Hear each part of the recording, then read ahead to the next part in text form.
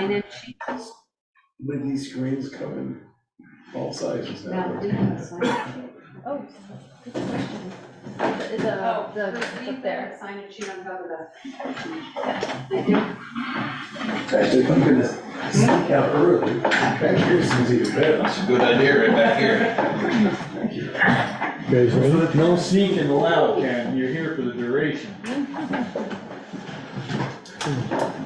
I've heard varying definitions of duration. Duration of your topic, right? Yes. Okay, we'll get started. Call the select board meeting to order for July 24th, on Monday at 7:02. Review the additions or removal or adjustments, any items for BSA 312. You got it? Yes, I have a few suggestions to make. In the TA report, you might have noticed I've included an update from Sharon about the American Legion water billing Yeah. issue.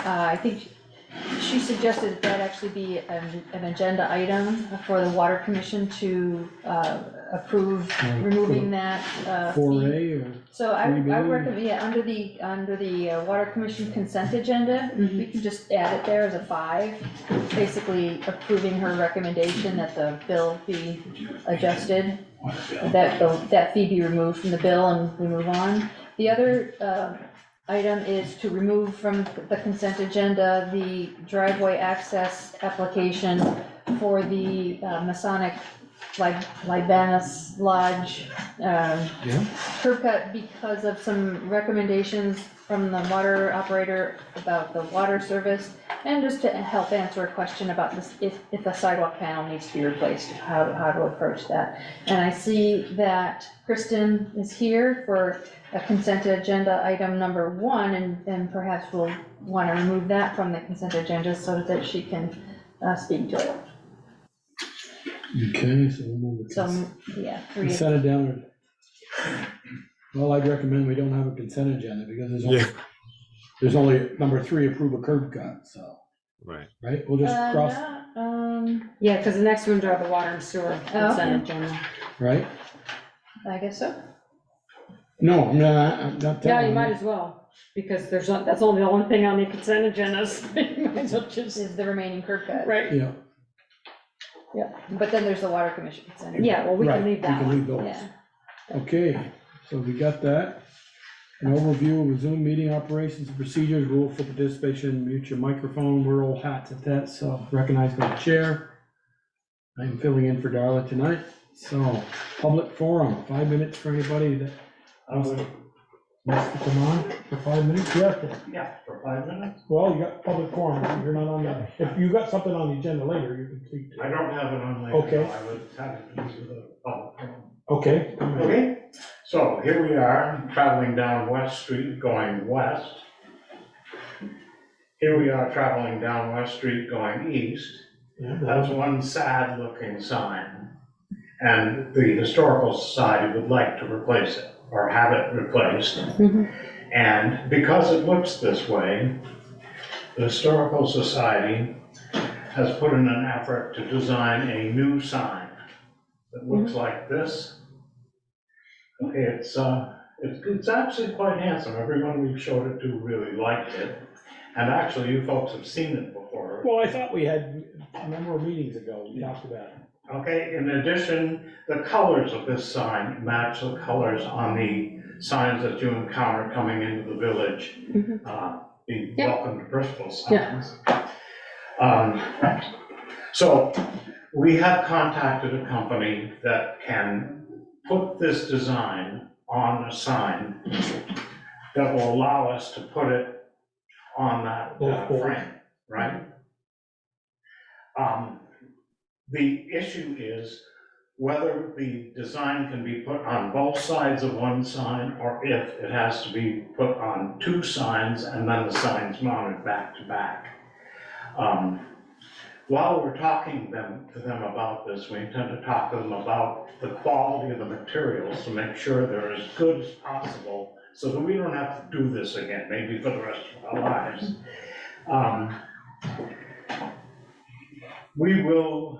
The Historical Society will be very glad to remove the existing sign and dispose of it, and mount the new sign on the columns. And at the same time, refinish these columns. They're kind of rough looking.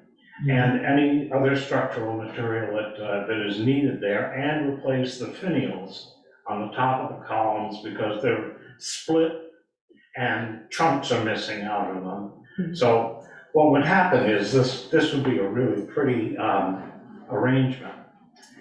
At the same time, the Historical Society would like to be assigned the responsibility of caring for this entire thing, maintaining it, so that it stays shiny, stays nice looking and appealing. That would be something else that we would like to undertake. Finally, the Historical Society would like to fund this entire project.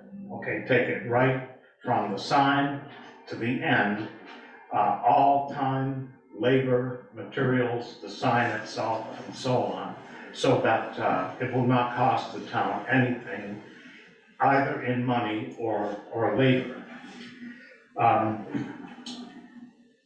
That's a great way to get success. We got a couple other projects for you today. A little larger. Anyway, should you decide that this is acceptable, would you let us know, and we will contact the sign company and get this thing back in gear and rolling so that we can finish it in a timely fashion. Is the design of the new one gonna have a little hoop over the top? Like that one's just square. This is the design that was done by Reg Dearborn, Right, and it was approved by the board, the Historical Society board. And the sign that we've shown a whole bunch of other people that thought it was just terrific, you know? no, but my question is, on the original sign, it has that, the board goes up. Do you need that? The board goes up, We I can just put it asking on if, there. I was just asking if it was gonna Yeah. be the same. Well, Or is this- it just gonna be This square? is the one that we submitted to the company. Like the If tree in it the needs to back. have a round, or if some round top thing needs to be on there, we can put that on separately and put the sign below it. Do you know if anybody's contacted the zoning administrator to find out if the sign permit's required? I have no idea. Yeah, I would recommend a call, especially if it's going to change shape, Especially if it changes shape, huh? yeah. You got this. Okay, Then don't change the shape there, Ted. I guess under public forum, we can't vote on it. 'cause it's just- I understand. So I would say, do that little bit of legwork with the zoning administrator and make an agenda item in 2 weeks, Ted. And we can prove it and I be knew done. that was gonna happen. I'm sorry, but I was almost gonna cut you off when you say, well, we need some money to do it, and I'm gonna say we can't under We public. don't need any money. No, you No, we need rented to that one approve it. for me. You're doing it, so, Yeah. you guys. Okay, very good. Thank you very much. But you'd have my backing, the sign does need updating, and we saw, You think? yeah. Okay, Okay, so. Thanks, Ted. Thanks, Ted. anything, Yep, else for public forum? Nothing on the screen? Okay, department head roundtable, I saw Meredith, why don't we got Meredith first, you jumped on? All right, sounds good. Yeah, so the rec department's been very busy. We're in our third week of swim lessons, really successful. This week, we're also doing community swim for any folks that want to come down to the pool from 10:45 to 11:45. It's $5 per swimmer. We had a wicked good time at the Disco Bristol roller event that was on the hockey rink on Saturday. It was really well attended, and I think we're definitely going to be doing that again. And we worked with the Vermont Skate Society. And then we're going into a couple of shows that are happening. There's a show at the rec field, the Sami Bots, and then there's a show that's going to piggyback the farmers market on August 7th. That's the Very Merry Theater Troupe. And they actually drive a trailer, a stage onto the green. And this is probably their 15th year doing this theater. So we're gonna be there on Monday, the farmers market, August 7th. It's a free show. I suggest everybody come and check it out. It's really well done. Pretty much, we still have more camps to go. We don't really stop camps until August 18th.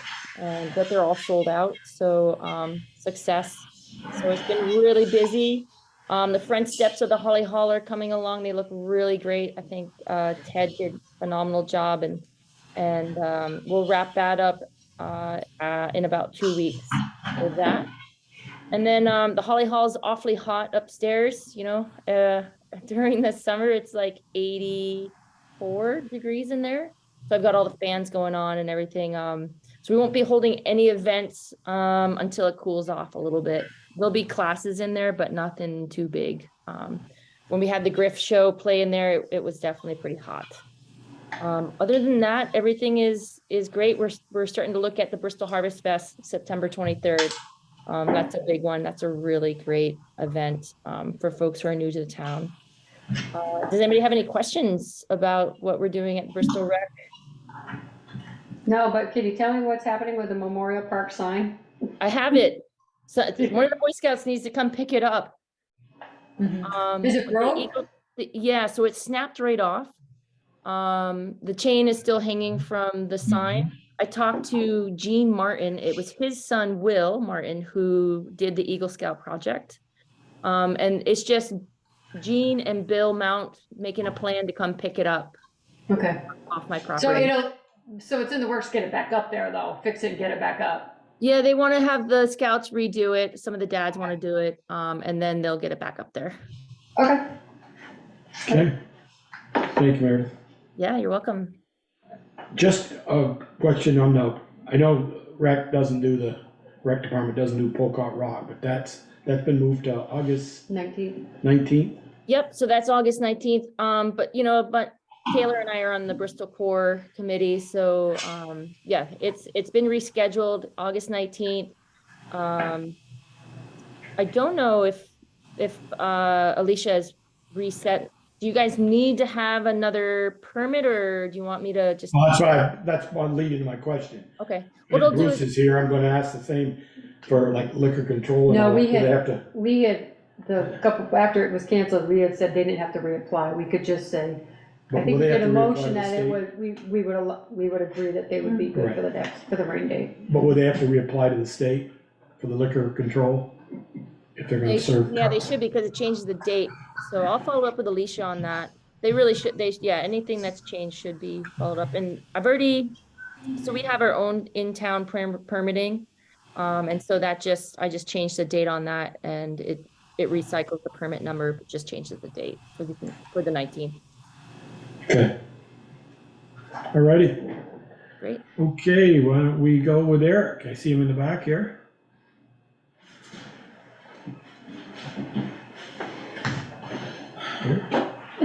Eric, nothing? Just Haven't been putting, busy. just putting roads together again and again and again. Okay. Just dealing with the water issues, dealing with the flood, trees. I went over the lower notch there by the Berry Farm this afternoon again, and that softness will go away and. It'll dry out. It's dried out a lot from when we Yeah, done it it. seemed to be a lot drier today. Yeah, we back drag it every couple days just to fill them in, to keep them smooth, try to keep them smooth. Did you ever get a bigger culvert for there or no? Couldn't get one? I got a price on one, but I haven't ordered it or called availability on them could be anywhere from 2 weeks to 6 weeks. Depends on if the company has them in stock or made where they get them from. Okay, all right. Any questions from the board for Eric? No, so that means his, roadside mowing is in the background, huh? No, we're roadside. Were you? Yeah. You at my house? Mine. Yeah, because all the grass on the side is now like in the road from the rain and the No, wind. for the roadside mowing on the dirt, we tried to scrape the dirt first. Oh, And that way, when we mow, it leaves, the clumps of grass along the side. And by the time hopefully, by the time that we go back to grade it again, some of it's deteriorated enough where it breaks up when it gets pulled in, instead of wadding up and rolling down the road. Okay. So we try to grade them first and then go mow them after. that's just permission for the people up on our road to spend how long? So, Okay, thank you, Eric. Taylor, I see you're on, Bristol Hub. Yeah, hi, can you guys hear me? Yep. Great, I never know with these headphones. Yeah, so the hub has been good. We've been open. Summer numbers are a little bit down, but we're running camps, and that's been great. We're running a teen camp this week. But most importantly, I was on to update you guys because I wasn't exactly sure how to update you, but we found a van. And so it's in the check for the warrant. Warrant, pay orders, yeah. So we worked with Dave Foster in New Haven, and he agreed to help us find a van at no extra charge to us. So he's doing it he's not making any money as a help to the town and to the hub. So we found a 2019 15-passenger Ford Transit with less than 50,000 miles on it for $39,000. Good price. Yeah, and then for transportation and everything, it came out to just shy of 43,000 because Dave is charging us for like the cost to get it here from Florida because it was in Florida. It's no rust, drives fantastic. It got here last week, and so Meredith and I got to zoom down and like take a quick ride in it.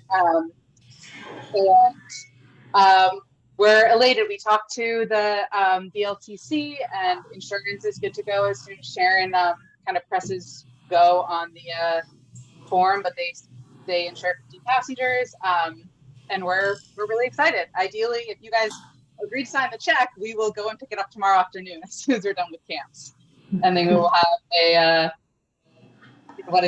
4-year-old 15-passenger van with less than 50,000 miles on it. Good job. Good, Yep. good. Okay, Bruce, you're here, I see you. So we continue to be steady. There's plenty of business for us. There's another dog complaint that I'll be finalizing the information hopefully tomorrow that will be coming before the board. It's a new one. I'm gonna be gone that day. Okay. Anything else for Bruce? Bruce for us? I would just like to thank Bruce and the crew for helping keeping an eye on Briggs Hill, slope, this, I don't know. The slide. Helping keeping an eye on the road and stuff for me as well. So, just wanna publicly thank the police department. And we are responsible for the first one, or the one up by Masterson is also ours too. Or is that Lincoln? Where? The down, Bill up on, Masterson's. there by Lincoln Road, where we went to the other night. I think that's in our, Yeah, it is. just So we The got, cul- the culvert that got plugged. Yeah, is it's that what just, happened? it's like 50 feet, 75 feet from the town line. Of course. Yeah, okay. But that one's fine, that was just a culvert plug and, we got it back opened up and a little bit of shoulder work to do. Okay, And that's it okay. for that one. Bunch of dead logs come down through and kind of mess things up. Deadwood, huh? Good. Alrighty, Jill, wanna give us or are you gonna wait till we get to the water commissioners? I'll Or just wait till the water part since there's lots to get through. Okay, and I don't see Brett on. Nope, he's not. Okay. Okay.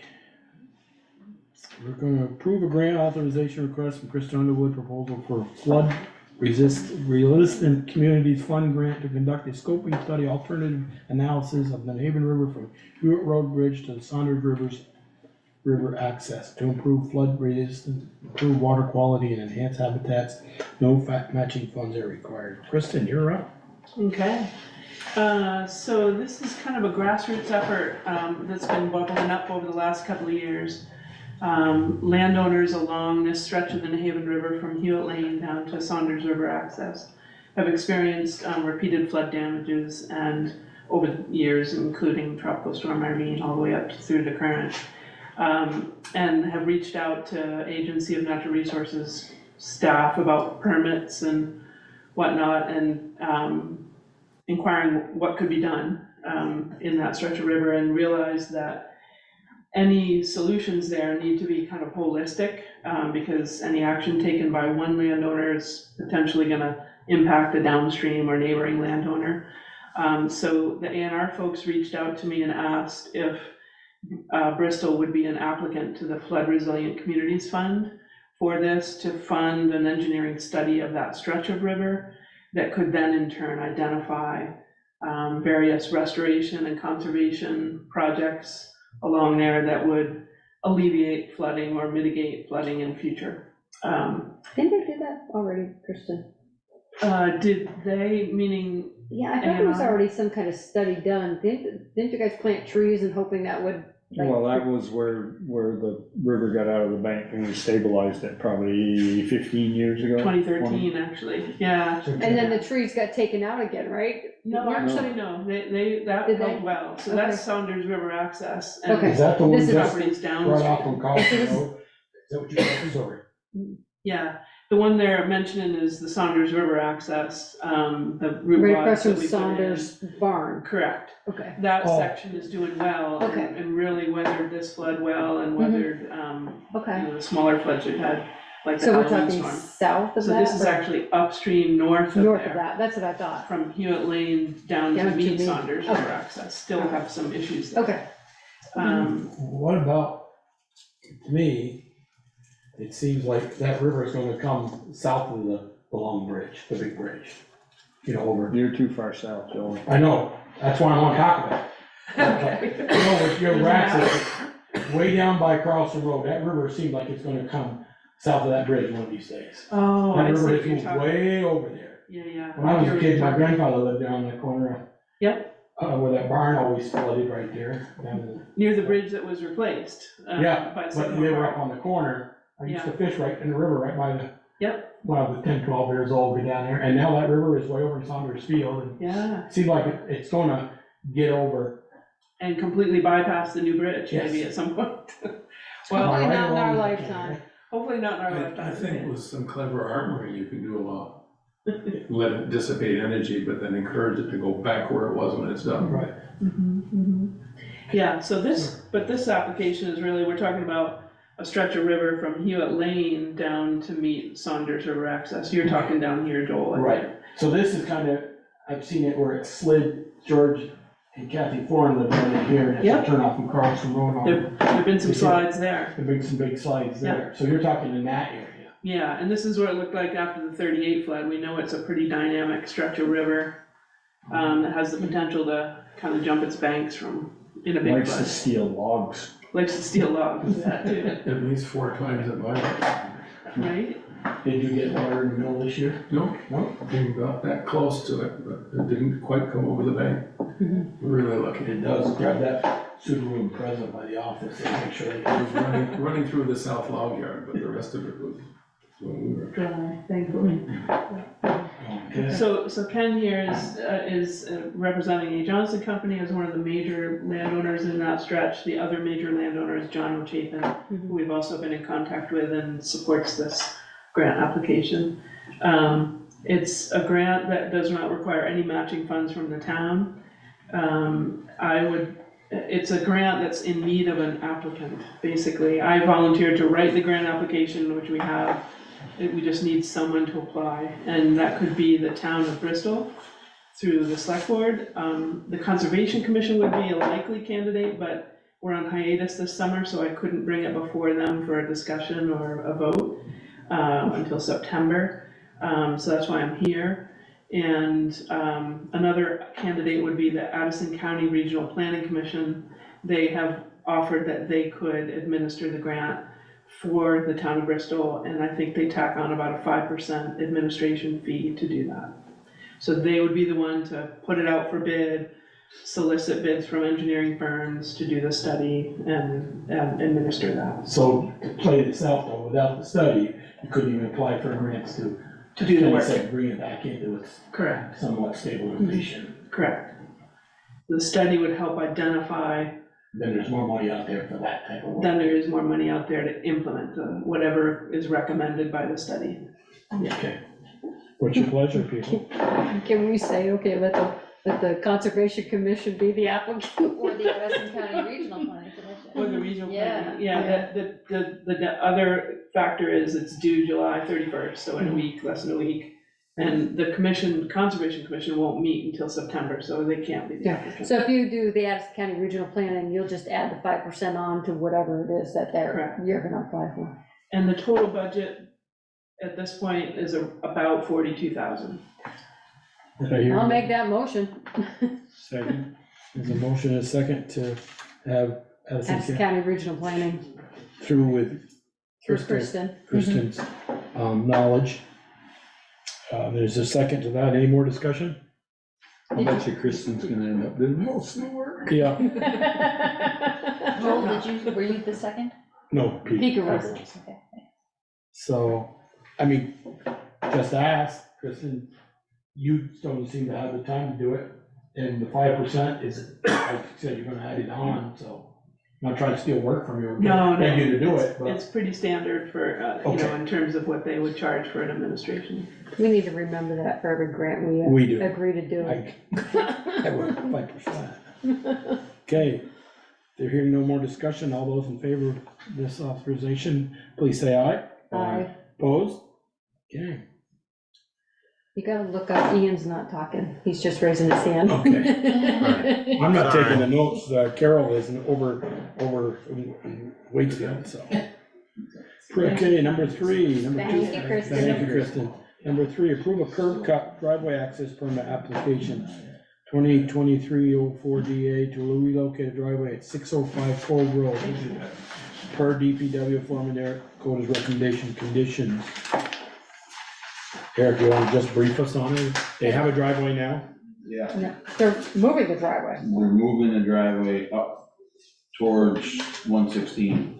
So Wait a pretty minute, much wait a they minute. wanna go on the brow of the hill, Which one are we doing? Cole Road. Oh, I thought we were doing the Banner's Lodge. No, that was crossed out, right? No, we're still doing it. We just need We're to have just going, discussion looks on like it. we're going through all of those consent. You told me we weren't doing the curb cut. No, she said to take it out of the consent agenda, but. Oh, I'm add the sorry. regular Okay, item. well, no, No, that's okay. I will read the next one. Number 2, approve curb cut driveway access. No, it's not consent agenda, we're doing one at a time. Yeah, he knows, but he skipped over that I one. skipped over, I Oh, crossed it okay. out. I'm Gotcha, sorry. gotcha. Approve curb cut driveway access permit application from Masonic Lodge, number 47 for a new ADA entrance on North Street. Per DPW code recommendation conditions. Okay, do this one instead, Eric. Where are we now? Lebanus Lodge. On this lodge. Oh, yeah, that one there is pretty straightforward, there isn't really much there, other than if they break the sidewalk, I put in there, that they would have to replace the sidewalk at the normal driveway Height. requirements, 6 inches, 4,500 pound PSI, fiber mesh,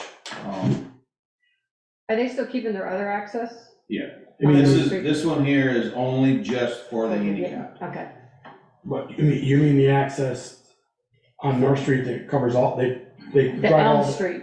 Well, usually they come in on Elm Street. Well, Jill's picture today to us shows that, was that coming in on Elm Street? She had two. North. That's North Street. She had two pictures. Yeah, one of them was mine, Oh, okay. to illustrate the sidewalk. Because right now, they park 20 cars up through there, all the way to Ken Weston's property, and they just park across the sidewalk. Drive across that whole sidewalk up through there. Are they gonna have a designated spot? Supposedly, according to what I've got told and the permit was, that driveway is only gonna be accessed by handicapped people to get to The elevator. the elevator. And one part of your recommendation is that an ADA only access sign be installed at that entrance. Yeah. Yeah. And then Jill brought to our I guess, attention. so, are they not going to drive all over the sidewalk, all the way up North Yeah, they Street? still are. They're still gonna do the same thing they So normally do. why do They're they need just a permit applying for? for the driveway, just basically applying for a driveway for handicapped people to get to the elevator. They're probably gonna actually put in a physical driveway, Driveway, there's no right. driveway there now. Right now, exactly, they drive over the lawn. Yeah, so they're gonna put in a driveway, I got them, they're putting in between the sidewalk and the road, actual road base. If they break the blocks, then they gotta replace them with the standard driveway blocks. Isn't the sidewalk about a foot below the road there? Right there, no, I don't That, think so, Peter, I think it's almost level. that's what I was gonna say, I think I think it's a little, It may be a little low, but I don't think that low. I have a picture, hang on. Screen share. Yeah, there you go, Joe. This is going way up on the north end, correct? yeah, So the driveway, gonna be up there. yeah, it's not Right farther over there. and then, let's see. Pull up Jill's picture. Oh, actually, here's a different picture of the sidewalk. And it's gonna be right around here. Yeah. And Jill has another picture of the curb stop right out here. Yeah. Yeah, she said the curb stop was pretty much right in the driveway that they wanna, Right. where they wanna put the driveway, Great. so. So is the curb stop on the North Street side or the Elm Yeah, Street side? North North North Street. Well, her picture she sent, there was, It's right there. North Right Street. Oh, there. yeah, okay, I thought that was Elm Street when I first looked at yeah, it. you but too. That is North Street. And so her recommendation is to install that a valve box riser and cover be installed at grade to cover the curb stop, and that the water district can provide those. So can you Sounds show like a good that, idea to me. Good year to me. can you show that other picture you had down the It's the sidewalk? first one or the second one? First one, I guess that's the second one, isn't it? This is No, the third one. one. Eric, is that where I wanna show the old drainage, there's no drainage tile. Let's see. I'm going back to Peaker's concern, the sidewalk's lower, you're gonna put that, water's gonna come right in off that North Street, is it going to go? Well, it already does. I mean, Run down it the just sidewalk. goes across the sidewalk now. Well, It it just- kinda stays in that curve a little bit, Peaker. Stays the in the next one. swale, And that- unless we get too much of it. Joel, are you concerned about the water going onto the new driveway? Coming off the new driveway up from the curb stop to the driveway and then running down the sidewalk and icing the sidewalk all Oh. I know, over. there's no drain there. Show that other one, Valerie, please, I believe there is. Not in that area, it's above it and then down at the intersection of Elm. You know, there's one right by that, crossing LaRose's driveway. It is, it's out in the road. It's right on it's right out on the. It's down there, but right down between that Elm Street sign and that telephone pole, you can barely see on the left-hand side. There is a old drainage there, right in there, Valerie. Right in there? No, way No, up by down, the way down. road. See the signpost right See there? the signpost? No, No, No, up by the old Elm road. Street right signpost, by the road. Right there? Yeah, way there's down a there. drain right there in the intersection. Yep. And if we have a problem, should we have a drain that we hook those two together? Because that ties into the North Street drainage system, right? It's not a drill well. No, it ties into the drain system. And Peter's question was that sidewalk is lower than North Street. Yeah, it's about a foot lower because I plow all the snow over it onto this end. And I plow the whole shoulder and everything off. So that when they park, they have a place for their I mean, what's, breakfast, they have room to park. right. I mean, what's the thought of, I like the driveway going to I guess it's coming in somewhere near that door. Yep, Yeah. I guess if it's level with the grass, the water problem is there, it's just not gonna change our water. But what if they came in that way, then exited out Elm Street and all the cars that parked there instead of plowing off, instead of running over the entire sidewalk for 100 feet? All the cars parked where?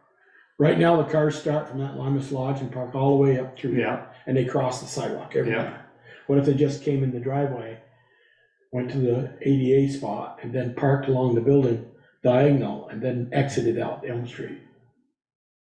On this side or on the other you're side? never gonna get them to do that. I know There's a what you're sewer saying. back there. I know what he's saying. He's saying have them come in the handicap access park, turn left and then park diagonally up against the building. And then when they leave, they go out on the street Right. rather than back out on. They come in here, go over Well, they're here. not asking about their parking, they're, Right. all they're Well, doing then their right exit now, would be right by this post and come out on the street. all they're asking for is access permit. Yeah, but technically, can we control them going across the Yeah. sidewalk is the question. They have If a they- driveway access about 100 feet long there. If they break the sidewalk, we can make them replace it, but apparently it hasn't been an No. issue because the sidewalk's not broke. No, I don't think a personal vehicle crossing the sidewalk. No, I don't is enough either. to break it. no. So the What question about- regarding the panel size, unless we plan to replace this anytime soon, I would say if they do crack a panel or two, that we just replace it with the same width. I think it would be a little bit odd to have a 5-foot panel sit there, like two 5-foot panels. There'd be no benefit to that really, given the length of that. And it's in pretty good condition too, so. Right. Yeah, I agree. Yeah, when I wrote that condition, I wasn't sure what the condition was, or where this segment fell in. I guess in my that question to the board is, so the water, we have control, we have issues with that water freeze coming off of North Street and laying around that sidewalk all winter long. And we realized we were gonna have to put a drain just south of their new driveway and tie it into the old drain. Where is that cost gonna come? Why do we have to put a drain? To collect the water that's coming down the new driveway, instead of running down the sidewalk, we're gonna run it into a drain. That's, I'm saying if we have to do that, not, we're not gonna do it now, but if water comes in that new driveway and then heads down the sidewalk, it becomes icy all winter long. It should, I mean, it's level with the road all the way down through there. It all sheets off the road there now anyway. Unless we put a little belly in that lawn and make the water go to the, I mean, does it matter what material they use for the driveway? If it's stone or something like that, gravel, will it just drain? Or are we? No, once it's packed, it won't drain. and not once it's freezing in the winter and you get a rain, heavy, melting or something. I think we're reading way too much into it. We might, I'd say we'll deal with that bridge when we Yeah. cross it.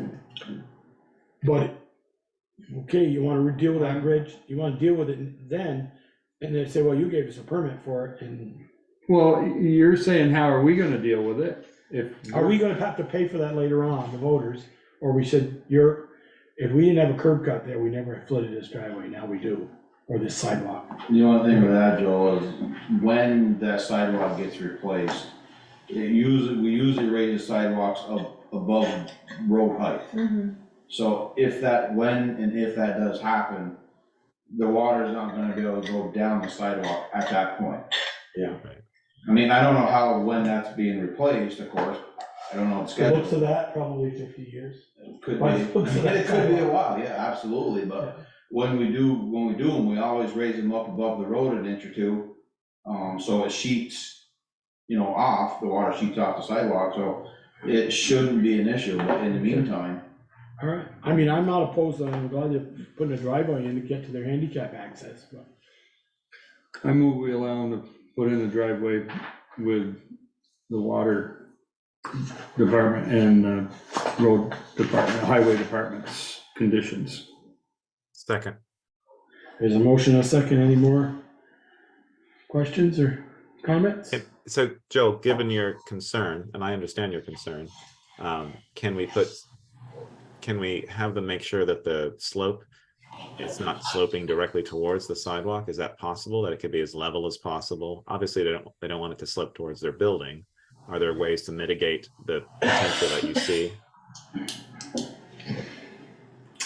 I'm not worried about the water from their building, it looks like that lawn and all that, I was worried about the water coming down North Street from the Fitch Avenue area on this side of the center line, running down the street. Well, it's all plowed now and it's below in the wintertime, it's all plowed. And it's Correct. below the road, so water comes down off of there. But there is a little bit of an edge there on that, can you show that one picture, Mallory? That curb, there is a little bit of a curb there. Not much.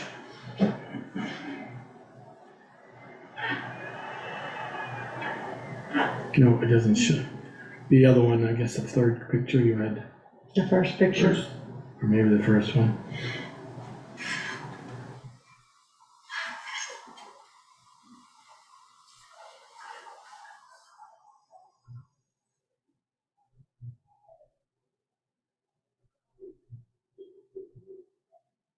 See, there is a little bit of an edge of a curve there. Not On much. the road? On the road, right there. There's, comes down through there, and it comes to this drain, this picture, There's no curb there. There's grass. There's It's no just curb grass. there. I It's just plow the grass. whole thing from the pole, from telephone pole to telephone pole. I plow from the road in and pile it on the far end. There's no curb there. I think what you're seeing is dirt. Maybe. But it's, the grass is higher than the road, that's what I'm saying, a little bit. So the water kind of comes down that road, and either absorbs into that grass or, and now it's gonna come down the 15-foot wide driveway and come down the sidewalk. You can leave a hump there at the edge of the road. You could, if they could do that, that would make my, yeah, make me feel better. Then say, you're not getting the road water. No offense. There's ice on that sidewalk during the winter time anyway. Yeah. And the driveway, We get enough complaints about the it. driveway to Weston's old house is lower than the, Right. you know, so it's 50 feet from there, it's already coming into the sidewalk. So Yeah. I think it's a moot point. Okay. All right. No more comments? Hearing none, all those in favor of approving the access permit, please say aye. Aye. Opposed? Okay, approved curb cut driveway access permit number 2023-04 DA to relocate a driveway at 605 Cove Road per DTW Foreman Dakota's recommendation and conditions. Why do they wanna move it? What? Why do they wanna move this driveway? So the driveway is not so steep. Oh, it's not sight distance on Cove Road, it's just the. The driveway pretty much goes in and then up. Mhm. So they wanna move it towards the start of the woods is where they wanna move it to. Over here? Yep. Oh.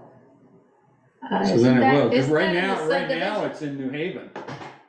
Isn't that subdivision there? They own that? No, that, Tom Shepherd Right, did those there, but Martell owns the woods. okay. And that So they would drive- have to go in they would have to cut the woods out. Yeah, Yeah, Okay. the driveway currently is in New Haven. Right. originally where Valerie had her cursor the first time, that's where they were thinking about putting it. And then further discussion between Luke and the owner, they wanna now put it up towards the top of the woods where it's more level. And they're gonna kinda come in and slab that to the house. So the driveway is not gonna be as steep, there doesn't need a culvert there as of right now, cause that's about where the ditch starts. So they own the woods, but they don't own the grass, right, Eric? Yes. That's why they can't come off from Collins. Is the house in Bristol or New Haven? The house As is, far as and I know, it's in Bristol, but. I believe that's New Haven. See, the sign, somebody put the Bristol New Haven sign right where Valerie's cursor is. Yes, it is. Yeah, But it it's- belongs down by where it says Cove Road there. Right, it belongs down towards where Martell's driveway is now, in that area. And I don't know who put it there, I didn't put it there, I'm not sure who did stick it in there, but. So is there any concerns about like leaving some of the trees there so the neighbors don't see the driveway? Site distance is all good, did you have? Yeah, the sight distance, if they put it there, they actually got better sight distance than down halfway down that little knoll. Right there on the top of the knoll, they can see perfect both ways. You don't need to cut any trees or anything? No, the trees are back far enough where it wouldn't impede when they come up to the road. He says the brush be cut back in both directions. Yeah, a little bit. I mean, I'm talking, stuff like big as your thumb, not trees. Can you make that permanent in these things, like, because they'll do it when you first put the driveway in and then they never do it again. Well, they're supposed to maintain it, it's in the regulations, Yeah. but nobody ever does. That's because none of us ever enforce it. Yeah, pretty much. But anyway, so that's the thing on that. I think in my original one, Valerie, does it say a culvert? Yep, a 15-inch By by 30. 30-foot Yeah, gray culvert. so- And my- that blind driveway ahead, signs be installed on the north side of the driveway, Yeah. the brush be cut back. and that the new driveway needs to be flat with 17 feet back from the edge of the road.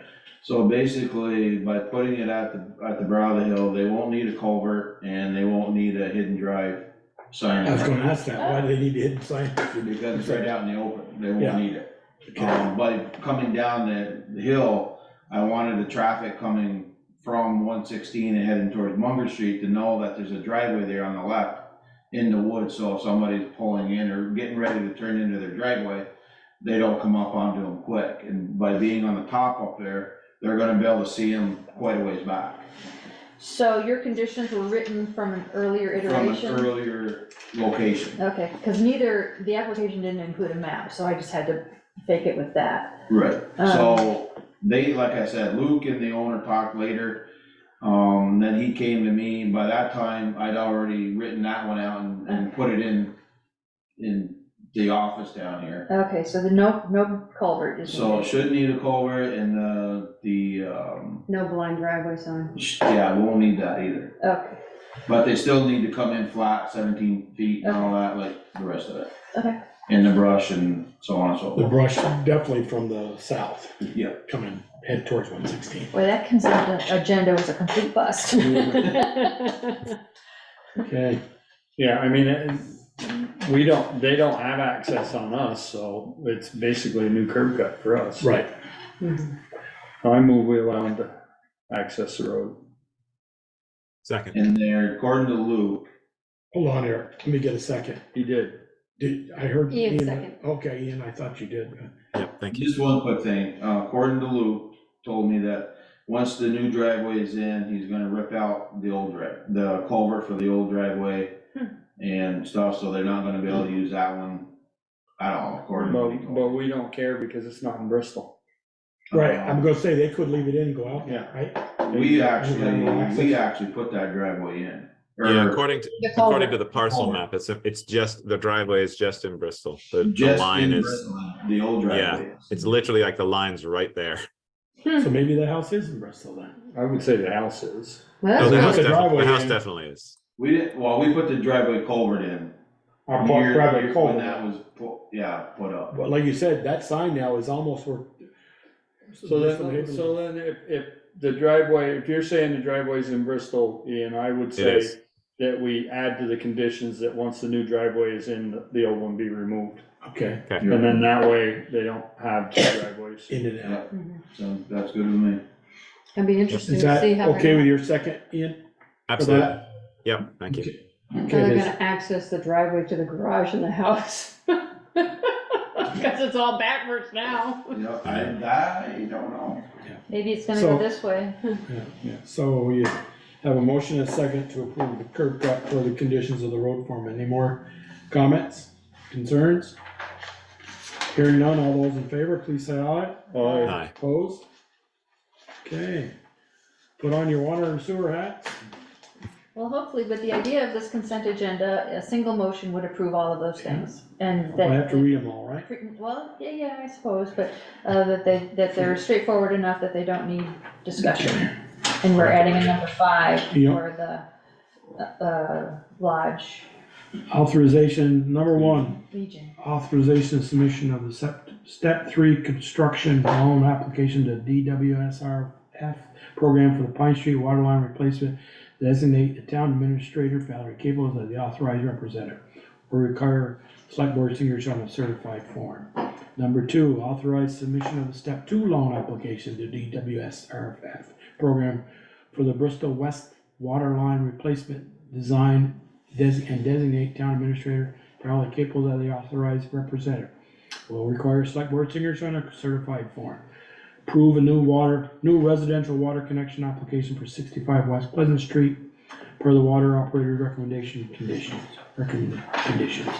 Approve a minor modification to the previous approved sewer department budget so it's level funded with the previous year rather than decreased. Number 5, how do we wanna put that? Approve the town clerk's Accept. recommendation. Approve the town clerk Yeah.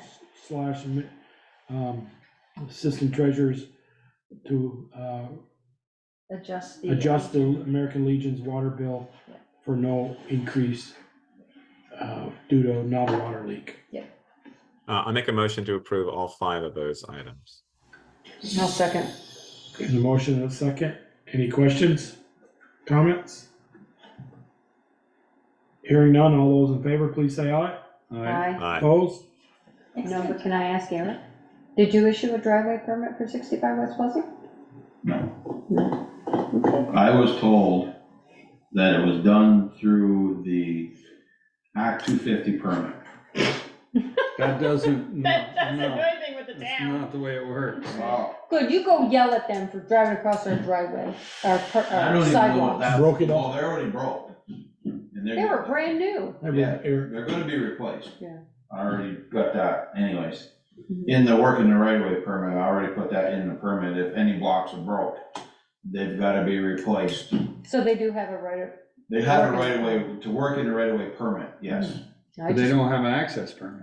No, there's no driveway there yet. They've just been driving all over and putting mud and everything all over the road and the sidewalk. Well, they will need an Somebody access will have permit. to convey to Chris that, because he's the one that told me that the driveways were all approved during the Act 250 permit. No, it's not the way it works. Okay, so maybe. Well, the somebody- map might have been approved that they're gonna have driveways for these 3 sites, but they gotta still come to the select board for approval. Who's Act 250? You mean Kathy and Martin Clark? They're I'm Act assuming 250? so, yes. Would they have gotten Act 250? They should If have had they were Act selling it, 250. I don't know why they would There have shouldn't be to. any Act 250 No. permit on that. I don't know. It'd be a wastewater permits, but Yeah, Okay, Or maybe we're thinking DRB. alrighty, I do vote for that, right? We did. Play that. yes, we did. Okay, regular business, consider Lincoln Road River Restoration Project bids and award of a contract. May include deliberation executive session regarding contract negotiations. You have the 3 prices, and Valerie sent them out today. We won't reveal those yet, in case we, No, actually, that's in my TA report, So and they they're, are- they're quite public. so it's they a are public bid opening. Yeah, Yep. yeah. And Roy Schiff and Brian Cody are online here, and I emailed this afternoon the summary memo that Brian prepared with recommendations and options. And since they're here, I'll turn it over to Brian and Roy. hi Brian, hi Roy. Hey Okay. everyone, how's it going? You guys got a So- couple 100,000 extra in your pocket? Good news is that we had a quick video meeting with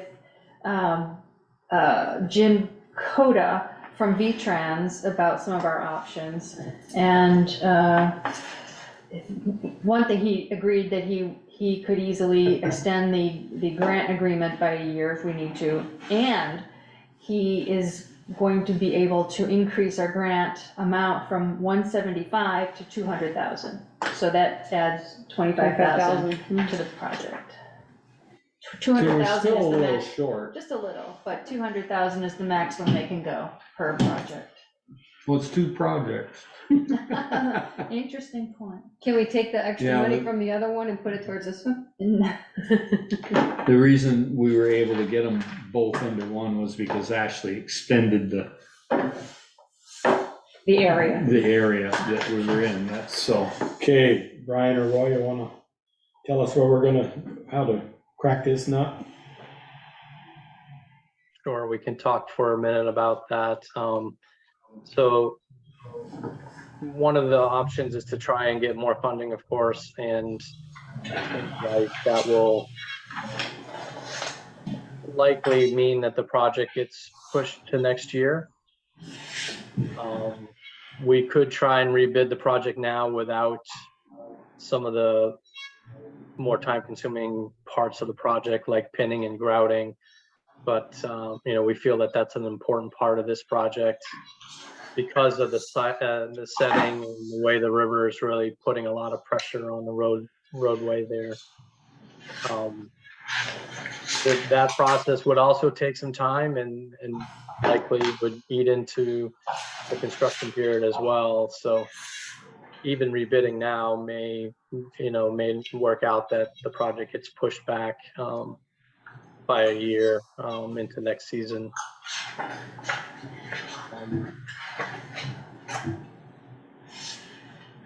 So those are the 2 main options, I think, for this project right now. I did reach out to the two lowest bidders, and asked them about their thoughts on, if it was to be pushed out a year to next season, what that would mean for them. And they both seem to, there's two main aspects of that, and one is scheduling.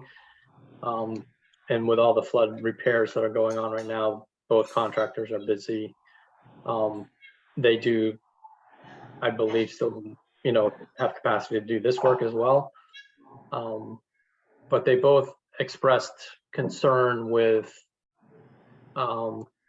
just the cost of materials going up from now until the next season. Okay, I guess the question, I think I heard Picker say, is this really, I know it's one location, but is it two projects? Is the pinning different than the stabilization? No, they're both pinning, they're both called for pinning. They both call for pinning, because, Yeah. how many times we did that in Irene, we did it in 98, we did that road. Are we, for a lack of a better term, washing money down the river and spending $540,000, and Irene or the next one could take it out, didn't take it this time because we didn't get quite as much as the rest of the state did. But is pinning gonna cure it, or is pinning gonna, well, maybe it would have helped for Irene, maybe it wouldn't have. But is good wash gonna wash the pinning just as well? I mean, if the road had gone here a week ago, we'd be looking at more federal money, and we could probably do it all, but it'd be more money. But because it didn't go, we're only gonna get 200,000 from the state, and I'm not sure we can find 340,000. Right? Yeah. Unless we apply for additional grants through other agencies, we wouldn't be eligible for another V-Trans grant for this project, but there might be other agencies. Jim Coda recommended Agency of Natural Resources through their floodplain resilience programs, or this pollution control, sediment control, see what kind of funding they have available, but then have to go through the grant cycles, so that would put us into next year. Is this? It messes up our paving grant too. They can extend that too. Is this, we looked at this, was Right. that this year? On our tour. On our tour, was that this year? Yeah. We've last looked year. at it for the last 3 years. Well, that's what I was gonna say, hasn't it been several Yes. years? Yes, it has. So what's another year? But weren't we going to, Peter, I think you suggested on the last bus tour, was if we could get in there and, I won't say a better term, channel that river, get No. it towards the mountain? Because the rock seems, this big ledge seems to slide right towards the river, or towards the road. And there's It does, and we could lock that bottom rock by filling that void, but that's something that you're gonna have to fight with the state on. And is that a fight, Roy or Brian, that we can win? Are we washing money down the river? 540,000 by next Irene? Yeah. If I can jump in for a sec, can you guys hear me okay? Yeah. Okay. We looked at the sites all along the river and heard from you all about the failures and the putting the money and the rock back in. And that's really what drove us to a different alternative. We considered walls. I mean, if you create a seat for the stone, blocky stone, and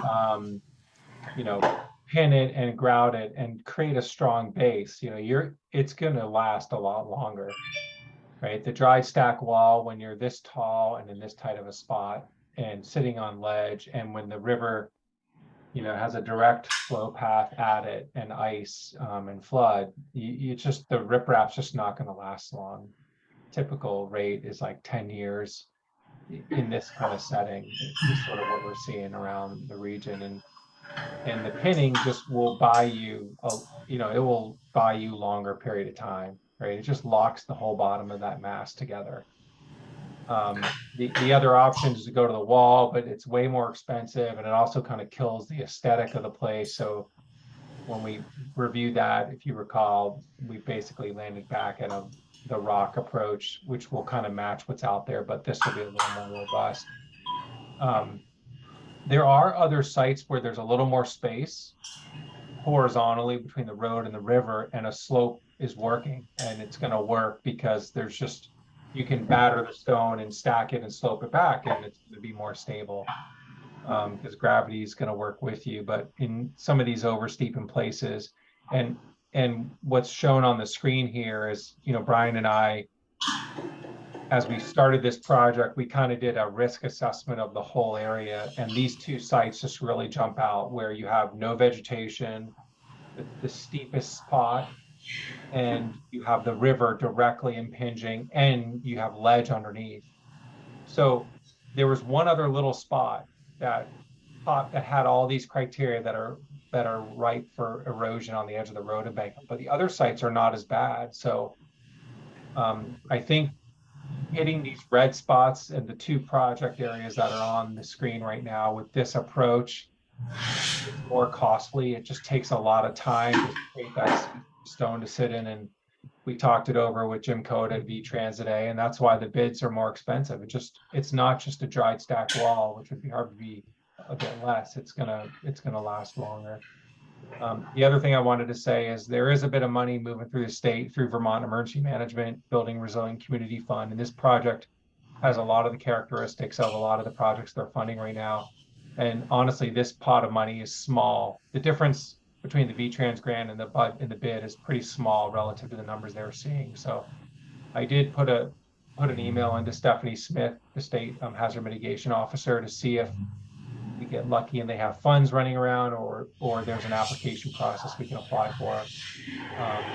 Because that really that's in my view the best fit for this, to kind of bridge the gap. And I think if we bring money to that project through the V-Trans grant, there's a better chance we can get a grant from BEM to finish this one off.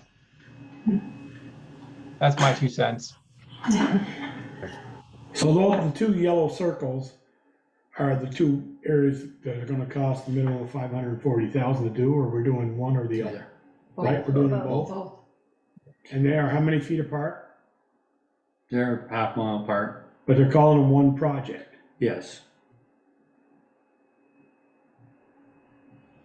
That was If you're gonna close the road, you want them one project. I could see Joel's brain working thing. If there were two projects, we could get 200,000 for this one and 200,000 for that one. No, she wouldn't do that. She wouldn't split it? No. I guess Roy or Brian, if we were going to do one, which one do we do, the upper or the lower one? I don't think we can, because Or can we? they've keyed it as one project. Yeah. both. Oh, okay.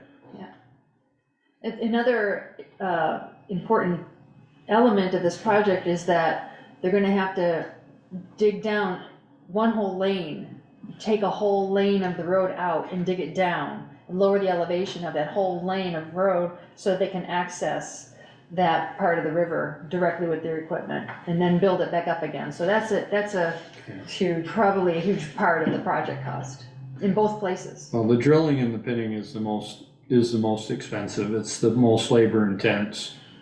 I was looking at the breakdown that they had, and boy, there was a big difference in one of them between Right. the two lower bids. I was like, wow, like by $100,000. Yeah, Yes. I mean, those are, contractors sort of have their view of kind of lumping and splitting things. And you can see a couple differences in the bidding, but in the end, the bids are actually really tightly grouped Close, right? for the work. So I guess I'm not sure how much stock we give to that, like whether one contractor really thought mobilization was the big number or the rock work was the big number. I mean, in the end, it's the bottom line, really. I think that's important. I don't know, Brian, if you have a thought from the bid tab. Yeah, no, it's definitely something that I noticed as well, that the two numbers, one was road reconstruction and slope reconstruction on the two lowest bids. There was kind of a big discrepancy in some of those numbers, but if you add those two items together, they kind of come back and they're pretty close. One option tonight is to wait until the next meeting to make a final decision and see if we're able to drum up any additional money and explore those options. I mean, we're gonna have to, because we Yeah. don't have $340,000. I think our printer's broke right now. What's that? Our printer's broke right now. The money, we picked the money off the tree long enough. Well, And we have the option, we will soon have, hopefully, a grant writer on staff. And so that will hopefully greatly benefit us going forward with a project like this. But as you stated, Val, it's going to be, you're obeying the grant cycles and when they come. And so it might be another year. right, and it's gonna take some time for that person to kind of get seated into the position. So the timing might not work out super well for this this one. project, right? Yeah. I hesitate to mention this, but I'm going to.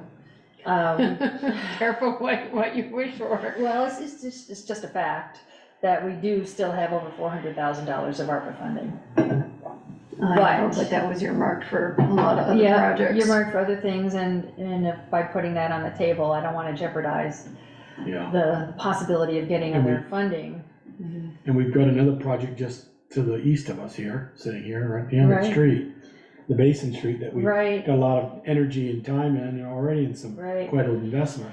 And we'd like to see that through too. It's not on the agenda now, but I was planning at an upcoming meeting, the next time ARPA funds are on the agenda for discussion, I was going to make the recommendation that at least $200,000 be allocated to the Capital Roads Fund, just for these kinds of things. Just, we need it. And it's, whether it's this or another project after that, we'll need it. Okay. So, we're gonna just regroup and try to Find some more funds. find some more funding. Yeah, I want to mention Go one ahead. other thing. So I think you all know that the fishing platform repair bid went out initially. We got no bidders, and then we used this opportunity because there was a lot of contractor interest to sort of rebid the fishing platform project. And the bidder, Masterson's, won both bids, and the fishing platform bid is within the budget of the FEMA grant, which is great news. Yeah. And so this leaves us, in consideration of what we do in the future, we have to respond to this bidder and other bidders about what's going to happen. And so I think that's something we need guidance from, like maybe we move forward on the fishing platform project, the money's available. Well, that's the next thing on the agenda, but Okay. I see where you're going with, Roy. I think you, at the least, from the board's perspective, we could say, we haven't made a decision for at least 2 weeks, and we're gonna try to find funding for this and additional funding for the road project. Yeah. Well, And so we'll hope to have a vote tonight on the fishing platform. So Roy, a quick question, the bid for the fishing platform, was that like, we'll do that one as long as we get this one, because our mobilization costs will be this, because we'll do them at the same time type of thing? Yeah, well, this is part of it. So we have to explore with the contractor, like, okay, here's the setting. We don't have enough money for Lincoln Road. We do for the fishing platform. Does that, if we separated the two projects, does that bid still hold? And then there's a timing on the Lincoln Road, like if we can't do it now and we reach out to a couple places and one of them says, hey, we got money, it's coming your way. If we get super lucky, then we're in good shape. Otherwise, do we try to retain their bid and see where that goes, or do we just rebid the whole project? I just want to throw that out there because, and maybe we just punt for a week or two until your next meeting to see if we've had any luck with money. But I guess I didn't want to jump ahead, but it's also hard to totally decouple these two because we're going to go back to a contractor who actually was the apparent low bidder for both projects. I think we need to put it on hold for at least 2 weeks, Okay. both projects, because I just, to ask them to rebid it at this point, if you're gonna ask them to rebid the same thing, all you're gonna do is upset them. Yeah. I mean, and another 2 weeks isn't the end of the world. I doubt either one of them was gonna mobilize in the next 2 weeks. No, not with how busy they are with stuff. Right.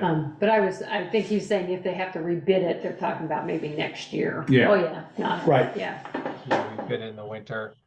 Yeah. What's the thought about if we get a positive indicator on money or a grant, like asking them to sort of like stay on board so we don't have to rebid it? Or at that point, would you lean towards wanting to rebid the project? I'd really like to see it done this year. If we think we've got the money, Okay, then we look at the option of maybe borrowing it, if we know that we've got money coming. I just, the longer it sets the way it is, the more chance we run of losing the road. Well, there's always a revolving loan fund if we need to borrow it. But I don't know how grants work if you borrow the money ahead of time either, so. Right. You may say, well, you paid for it, we're not gonna now supplement you back. It depends on the program. Yeah, I think we ought to, well, at least a minimum of 2 weeks until we let Well, the next Valerie, meeting is 3 weeks, 3 weeks, so, Yeah. yeah. August 14th, The bids just came in last Friday, right? correct. So I don't think that's gonna kill anybody by no means 3 weeks. I mean, I guess we reach out to them and say, we're looking for the money, we'll have an answer whether we're gonna go or not in 3 weeks. It would be good to clarify with Masterson if the Lincoln Road project does get postponed, if they're still willing and interested to move forward with the fishing platform. Right, At that bid. Right. right. Because they're nearby, so maybe their mobilization cost really is that low. Yeah. Okay, one other question for you all. So there's 2 other bidders, one of which was less than $2,000 over them, but we've Brian called references and both of the top bidders got great recommendations. So should we at least go to the second and third bidder and say, do we say we've accepted the other bid, or you're not the low bidder, or do we just hold off on everything and kind of leave everybody in hold mode? I want to see if you have any guidance. Well, they all already know where they are as far as where the bids fell. Yeah. The 2 low bidders are local contractors. They're right in this area. Yeah.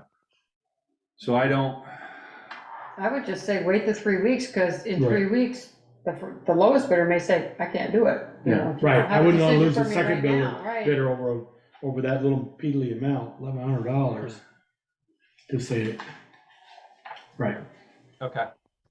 So we'll just hold off on any communications, say we're gonna wait for 3 weeks to make a decision and try to sum up some money. so Valerie, I'm Yeah. not gonna call for a vote on that number 1 then? Or number 2. Or number 2, do you wanna Well, vote if we're postponing to the next meeting, then there's no action to Right. take except that. either on number 2 either? Right, apparently. We didn't Well, we could see if they're interested to do that solely at that price. right, that's what I was wondering, that's why. Yeah.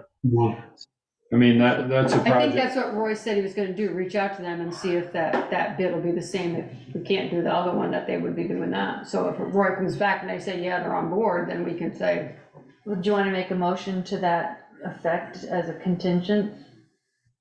Approved let me- subject to, or something? Okay, I'll read it, number 2, regular business, consider Eagle Park University Fishing Platform project bids and award of a contract may include deliberation executive session. Okay, we know what those bids are, and Michelle, you wanna, I'll make a motion that we award the bid to Masterson and Son for $70,600. The caveat that Roy reach out to them that they're gonna still willing and able to do it at that price. If decoupled from, Right, if decoupled from Lincoln Road. if Lincoln Road is postponed, Right. decoupled and postponed. Second. There's a motion and a second, did you hear that, Ian? You all set, Ian? Yeah. Okay, any more discussion? Hearing none, all those in favor, please say aye. Aye. Aye. Opposed? Okay, all right. Well, thank you, Brian and Roy. Yes, thank you.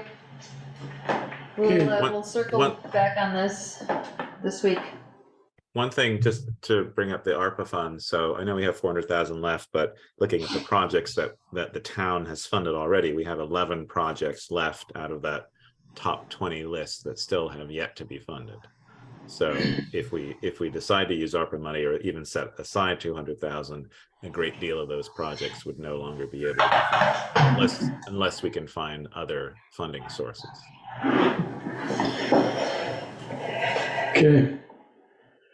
Okay, number 3, discussion of potential long-term options to stabilize the Briggs Hill Road slope failure.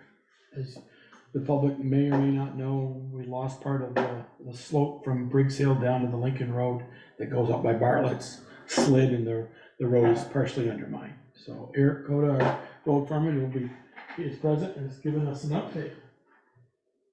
It's still there. It's still there. It didn't come down anymore after last weekend. Well, it's eating into the road a little bit more. It was right on the edge, and we're into it now, probably, what do you think, 18 inches, 2 foot? Into that lane right now for probably a 4-foot section. You've been talking with 2 different contractors, 2 different approaches? Yeah, I've been talking, actually 3. Oh, 3. I got Adam Driscoll is coming in this week to do a temporary stabilization of the road. It's just gonna be able to get us by until we get a permanent solution. And I'm talking to 2 different companies. One is more towards sheet pylons, driving them, and the other one more is towards bank stabilization. I haven't gotten anything back from the sheet pylons yet. He was contacting his guy where he gets them from, and he was hoping to hear back from him by today so he could give me something for tonight, but he didn't hear back from his supplier. That's kind of like you guys did in your town, in Starksboro, on State Prison Hollow Road. Correct. Right, they drove sheet pylons. They drove sheet pylons, and there they had to, but depending on the soil, you may have to pour a wall to hold the top of the pylons. They had to pour a wall at State Prison Hollow Road and tie it back into the sheet pylons. Dig the road out, pour a concrete wall under the road. Oh, okay. And then fill in between, and the dirt in between holds the road from, holds the sheets from tipping over. But it all depends on what's there to drive the sheets into. Right, and Go ahead. I was just gonna say, the company that is gonna consider doing the sheet pylons, they would wanna do some test bores in the road and on the bank to see what type of soil we got. It's called gravel. To see if they need that barrier under the road. Of course we will. Oh, yeah, I'm figuring that I out. know. What's the road stabilization mean? What does that mean? What are they? Shotcrete, they wanna shotcrete the bank, and Yeah, What's shotcrete? it's basically spray concrete on. they To got, anchor it if you guys horizontally. wanna look, I printed them off, I didn't know if Valerie did. Did you, Valerie? I printed them, but I did not forward them. I just got them late this afternoon. Okay, yeah, me too, so I actually ended up printing them off if you guys wanna look. So this is this is the second slope down to the hill, Yep. and this is the actual slide one here on that one. So this is what they used, down on the railroad job. Yep. Down in Middlebury. And the company that just sent us this afternoon, this is what provided we 2 sprayed. separate Right. proposals depending on the length.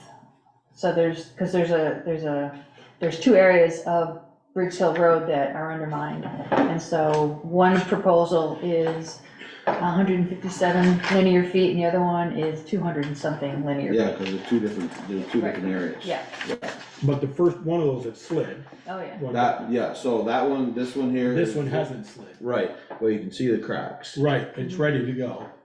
So Or this water. is site 2, Okay. and that one's site 1. And this is lower than this one? No, Lower? that one's the top of the Higher hill. up, okay. So this is the one that's gonna have the spray Both of Oh, them, so- they both will. Oh, I see. on that, I that road didn't stabilization. understand it correctly. at first, okay, so those are two separate, Yeah, Two they're separate two sites. separate sites. not just alternatives for the same site. So Right, you don't have a exactly. picture of the road piling? No. He had a she drawing probably- or something. No, he didn't, Always send us he didn't, something. his supplier didn't get back to him, so he doesn't Okay. have, I saw somebody's email, had little blocks, 40 blocks. Oh, Oh, yeah, no, that's that's just, the temporary. That was That's a the temporary. That's just to get it so we can get the road full width Mhm. back until we get, till we figure out what we wanna do for a, permanent solution. and we're being somewhat vague on these descriptions because depending on if we go out to bid for these projects, we don't wanna disclose Right. a lot of Right, information that information would on jeopardize competitive bidding. Is there any way to make the concrete blocks the permanent solution? Because I thought, hadn't we discussed that for Upper Notch Road? That kind of design, but for this Yeah. one, it won't work.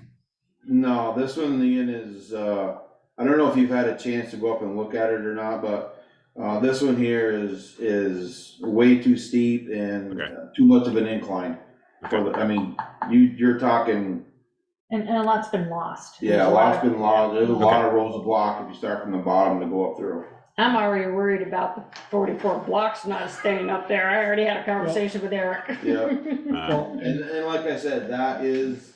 So it's that is possibility. A possibility.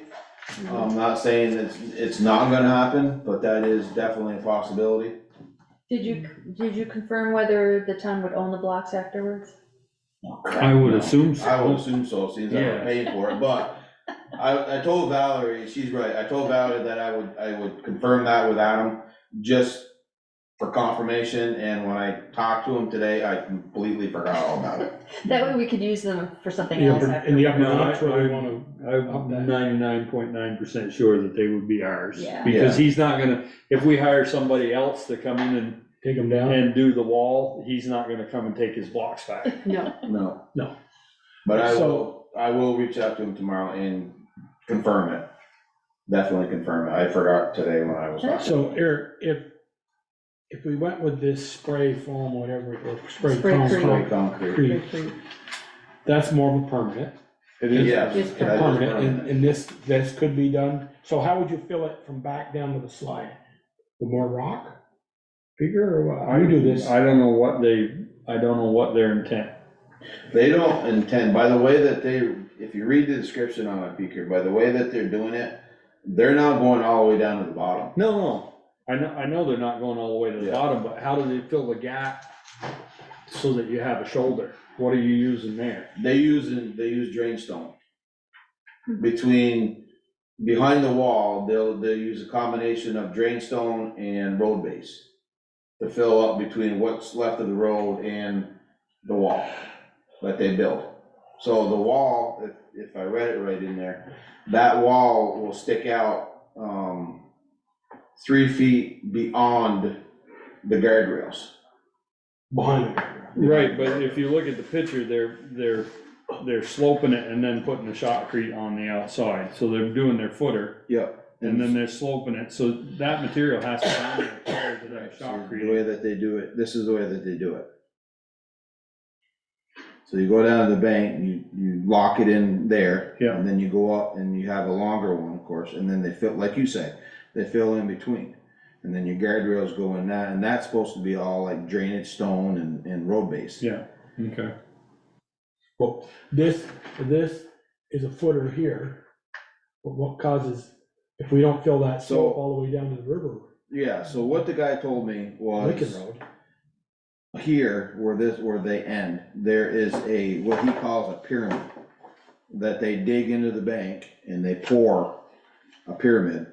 I don't know, that's what he calls it, and it sticks above the ground a foot or two. And then they build their wall on top of that up. okay. So, Like I said, I don't wanna, Could like this- Valor said, I don't wanna reveal too much. right, could this permanent thing, I am showing an illustration though. could this permanent thing be done this year?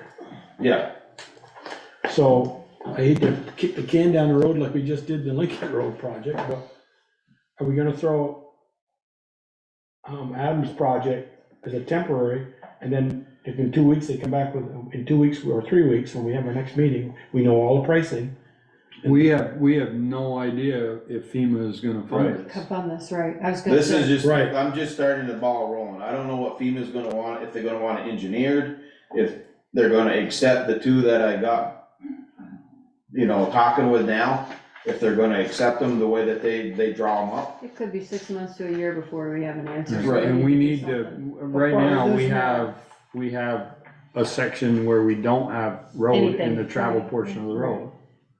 And I Could we believe, make that road for 3 weeks to a month, or even 6 months? I hate to. do what? No, One way. not without, well, You'd have to have Some. lights, which we'd have to rent. you'd have to rent. Also, if the Lincoln Road project goes forward, we'll need to have that road open Yeah, well. as an alternative, well, should have it You, open. you could still do one lane if Yeah, you have the lights. yeah, But then it would have to be rented. The lights that we have, the charge on them is only good for a day, and then that means we gotta pull them back, Right, yeah, Charge I them. get them. you know? So these we would have to rent, and they would have to be the legal ones, the double-headed ones, being that it's gonna be a federal project and a state project down on Lincoln Road. I imagine you're gonna wanna be somewhat compliant. At least maybe we should, you never know. Yeah, they're about 50 grand a month, and, They're how much? 50 grand a month, I To think. rent them? Yes. ouch. Holy And it's my understanding that projects over $250,000 through FEMA require a sealed bid procurement process. yeah. So that we would be looking at that kind of, Yeah, this isn't happening. yeah, This, right here, we're looking on the either screen. approach, Either approach. yeah, would be over that, Yeah. so we would. And you might even be, like Michelle said, you might even be in the next year, depending on what approach, depending on the time frame of, you know, winter sets in. And whether FEMA, Whether- have we got a disaster declaration yet? We haven't received it, but there's a number, and Addison County is included in the statewide disaster declaration. It's not yet included in the individual assistance. Right. That's a bummer. Yeah, yet, folks are still, But the governor has approved this county. He approved 2 more counties. I believe so. Or not the governor, the president has approved 2 more, this county yet. I think that was for individual assistance, Oh, Yeah. Municipal is approved. okay. for home damage and things like that. So with regarding the concrete blocks, what is the potential for them failing? Do we know that? 'Cause it seems like we're gonna need to use those while we move towards something like what was just on the screen. Yeah, it's like Michelle has a concern of the blocks failing, you know, rolling down. And I'm not gonna lie, that is a possibility depending on how much rain we get, how quick the rain comes. Yeah. He's gonna do his best to dig a shelf and to get back to good soil and everything to stack them on. And, try to divert the water as best as he can. But Is he stepping them back? yes, yes. Yeah, and they're 4x4s? 2x2x6, something like that, whatever. They're the waste blocks, Peter. Waste blocks are 4x4 or 2x, 2x2x4. they're 2 square. foot thick, Right. 4x4 Yeah. So, waste blocks, like He's what we using- used up on the mountain. Notch. so that's what he's using for blocks, is them. And those are, you know, if the bottom row gets set and they're stepped back a couple inches each block, They should be they okay. should be fine. And knock on wood, that, upper notch, all this rain that we've had and all this stuff, that didn't move at all. Did not. So if we put those in, would that give us maybe a year of time in terms of figuring out the FEMA stuff and what what the spray concrete might cost and to get that in order? Like, do those blocks give us that time, do you think? I think so, if they're put in there, if they're gonna stay, they're gonna stay. I mean, they're Okay. not, And then even if we did the concrete spray like here, figure we wouldn't go and take the blocks out. yeah, We would? Yeah, yeah. Cause in order for that to work, to spray, that bank has to, according to, They have to drill back. they have to those drill back dead and that has to be re-sloped for some reason. They drill in these, Oh, I was thinking those blocks would be maybe 25, 30 feet off the edge of the road down. no, Halfway down. No, they're they just gonna be drill, on the other side of the guardrail. Oh, Yeah. The top ones in there. Yep. and these guys drill. okay, That's what, in the picture she had, this picture, when this picture was up, that's what these are. mm-hmm, They go back in and they hold everything and then the shotcrete over the, So it makes Over it the all way. one big block. okay. they did it. If you go to the south side of the tunnel and look, that they did that whole bank above the retaining wall with that. Right, I remember that now. That's like a what tunnel? Train tunnel in Middlebury. I mean, it seems like we have to do the blocks. We don't really have any other option unless there is another way to do what we need to do. And we know the cost and we know it can be done. So I feel like we should just get that done and hope that they stay in place and then figure out our master plan with the spray concrete. Yeah, I mean, it could be done with stone as well, but you'd have to start further down and it'd be a lot fatter and, by the time I would say I'm 99% sure it would hold, but there's always a possibility that it doesn't. Yeah. In the proposal that we received this afternoon, there are a number of details in their scope of work that they would expect the town to do. Yeah, I kind of read Well, that through there, and to me, other than doing what they do on the bank, they really don't do a heck of a lot. No, so there'd be a lot of responsibility on the part of the town to deal with a lot of On stuff. top of the numbers that are in there? On top of the numbers that are in, yeah. Yeah, I read that today while you guys were having your executive session in the beginning, and it kind of threw me off there that all they're dealing with is just putting their stuff on and that's it. yeah. Tika, this is kind of like when, years ago, was it after Irene or after 98, you did behind the school? Yeah. I mean, you could do that there. You'd have to get down over the bank, you could do it in both, but I didn't, Eric and I talked about it, and if FEMA is gonna pay for it and it has to be engineered, if they came up with stone stabilization, then we do it. If not, we do something to get us to the point. If you put the stone in there and FEMA says no, and you gotta pull all that out, it's not like pulling these blocks out. Okay. I mean, like I said, I'm 99.9% sure it would hold, but. And the stoning, if we wrapped all the way to the river, the Lincoln Road back up, would cost us more than probably what Adam. Yes. Right, because that stuff those big rock is expensive. Yeah, I mean, you're talking considerably more material. Right. I would start, I don't know if you've. Would we at least try to kind of, So I would start, he's gonna start right here. yeah, I would start way down here with the stone. okay, So this would, you'd start out with probably about 6 foot wide here and you'd come all the way up through with 6-8 foot of stone all the way up to the road. So you're and talking. then we grass the rest of it or try to plant some trees, so, because you can't just leave that earth there, it's gonna keep washing. You leave the stone there. The No, stone- all the way to the river, all the way to Lincoln Road, You saying the rest of it where you don't stone. which you don't stone. At least try that to point, I don't think I'd worry about it. Spray it with some, It's fairly flat once you get down. Once you get down to a certain point, it kind of levels off. And that's how far you'd have to go with the stone to we make sure. wouldn't was spray gonna- it with some, I mean, you could. We could get the hydro seeder and spray up in there.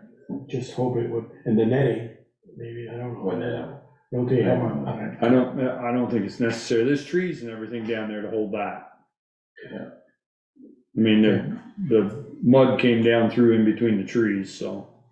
okay, so what's your guys' options here? What do you want? Do the bank stabilization to get the road 2 ways, stabilized, and then continue to try to find funding for this through FEMA? We'll get more information on the options. Yeah, hopefully the other guy will get back to me by the end of the week On the sheet pilings. with the sheet pilings, so. And so the next step would be at the next agenda item or next agenda meeting, kind of lay them out side by side again and decide which direction you prefer to go, and then we come up with a scope of work and try to put that out to bid, and at the same time, sign into the FEMA public assistance process, get these projects on the radar. See what they want us to do. Mhm. The only other question I have, since I'm working with them, the two that I'm in now, do you want me to do a third one with just stone, so we have that as an option as well, or not worry about that option? I almost think that FEMA's gonna make us engineer it for the money we're talking here. Well, that's what my feeling is too. So I don't think I would go any Don't waste further than time. just those two for right now. For Until right we now, figure yeah. that out, yeah. Alright, that's what I was thinking, but I just Don't wanna waste your make sure. time. Okay. So, So at the moment, do we restrict how big of a vehicle uses Briggs Hill?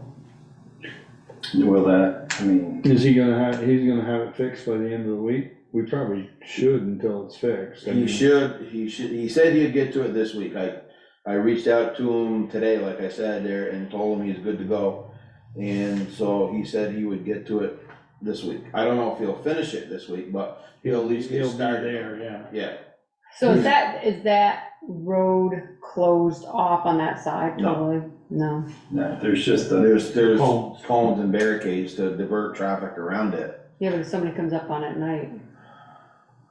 oh, it's That's what the reflective. headlights are for. I mean, they're reflective cones and yeah, barricades, reflective but cones. I mean, you Yeah. can see, I mean, most people right now, No, they it's- know it's there and they're being cautious when they come to that area to make sure, you know, if somebody's there, they stop, or vice versa. They're letting each other go. They're not trying to cram through there. Do we have signs besides the cones up, or should we, if we're gonna be a couple I of days, haven't, I've got just the cones. maybe a sign at the top and bottom, single, road narrows or something? Picture. Yeah, I don't I've been up there. have Okay, so it's it, not out as far as I thought it was. that's early. That's Okay, all so how right. far out? About I two- moved it out about- the other night, another couple About of 2 feet feet, Sunday about night. 2 feet out into the road right now where the Yeah. barricade is. Yeah, and there's a little white striping or marking where they Yeah. identified. The last rainstorm that we got over the weekend did not Change. change it as of right now, has not changed. Okay. But as far as the sign wise goes, I don't have any signs that say like one lane ahead. I do have one that say one lane ahead. Didn't we look at this, the last year Peter was Further down, Yeah. about sheet piling further Yeah, down. further down on the second. on the second side. slight, Yeah. step 2? Yeah. Okay, This one here, we didn't really pay much attention to because it wasn't doing anything. Right.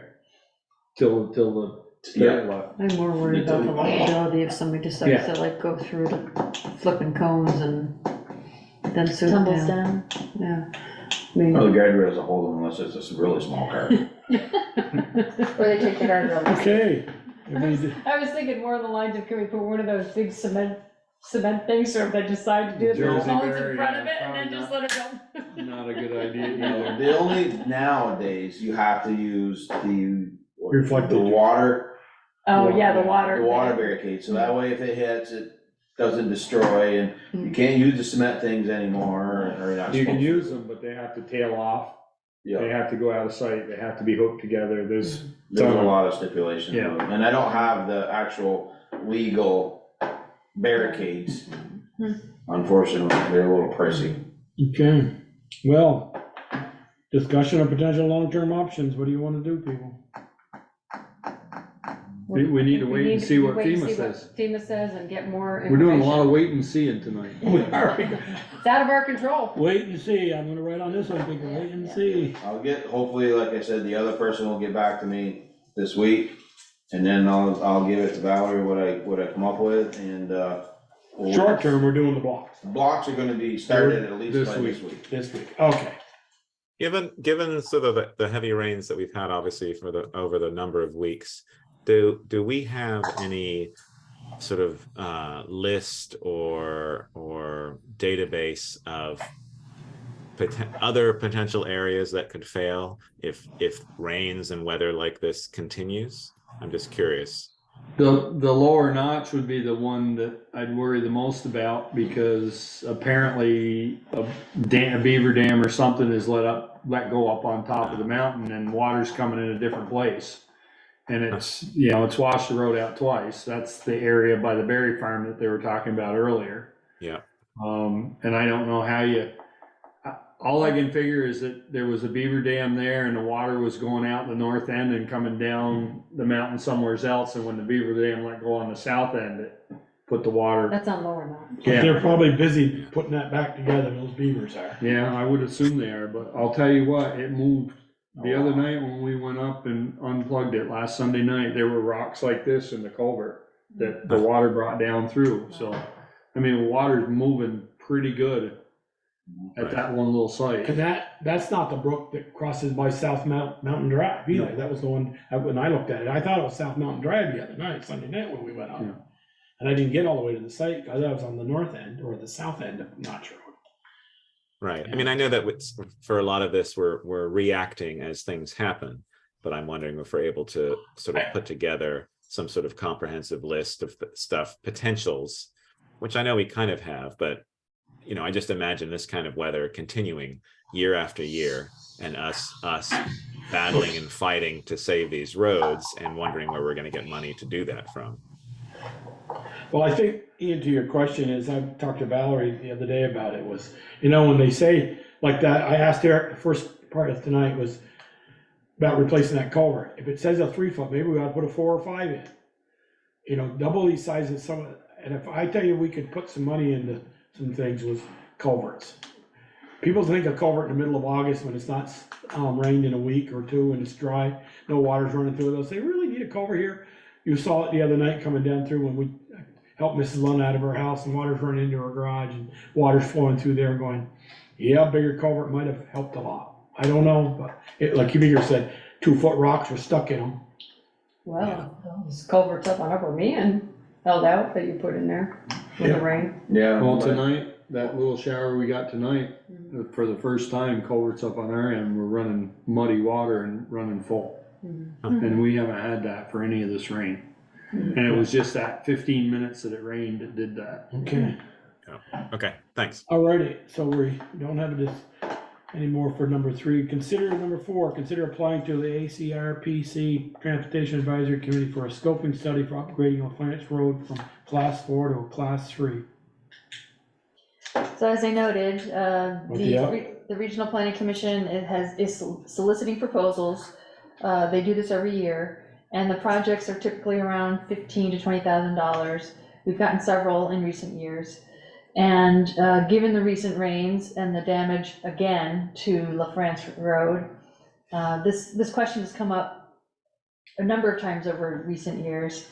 And this question is simply to study the question of whether it's practical to upgrade it to class 3, what would be involved, what would be the benefits, what would be the costs, and should it be done or not? No.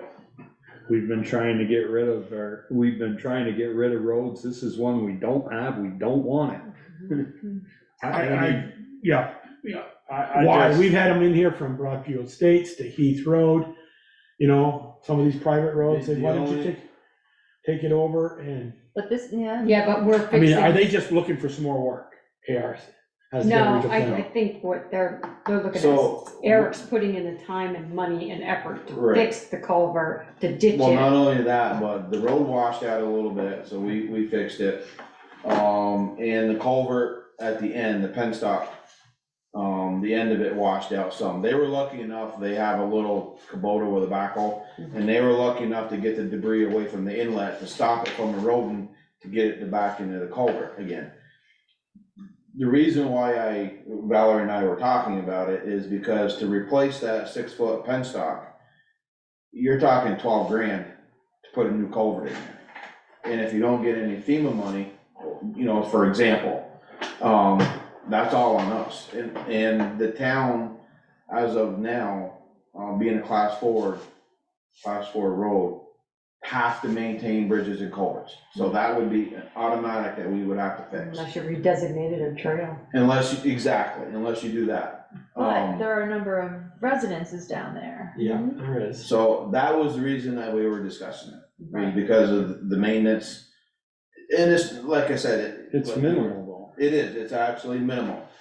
I'm thinking more of, like, if Ian is right, where these storms keep coming and keep coming, I'm just trying to save a little bit of money if we can get some state aid money on it, some FEMA money on it, because FEMA doesn't pay For class 4. for class 4 roads. Right. though. They will though, if the residents get, you know, if it's Yes. classified and the residents get stranded, they will Right, pay. they will pay for that, so. So, I mean, I just, for what it's gonna cost you to gravel and grade and Plow plow and sand. and, Well, it doesn't necessarily mean, even if it's a class 3 road, doesn't necessarily mean that we have to do anything different than we're doing, how do you I figure? think Right. that. right? Yeah, I mean. We do Harvey Road, it's class 3, we Cole Road's class 3, Yeah. Harvey's class 4. Huh? Harvey's class 4.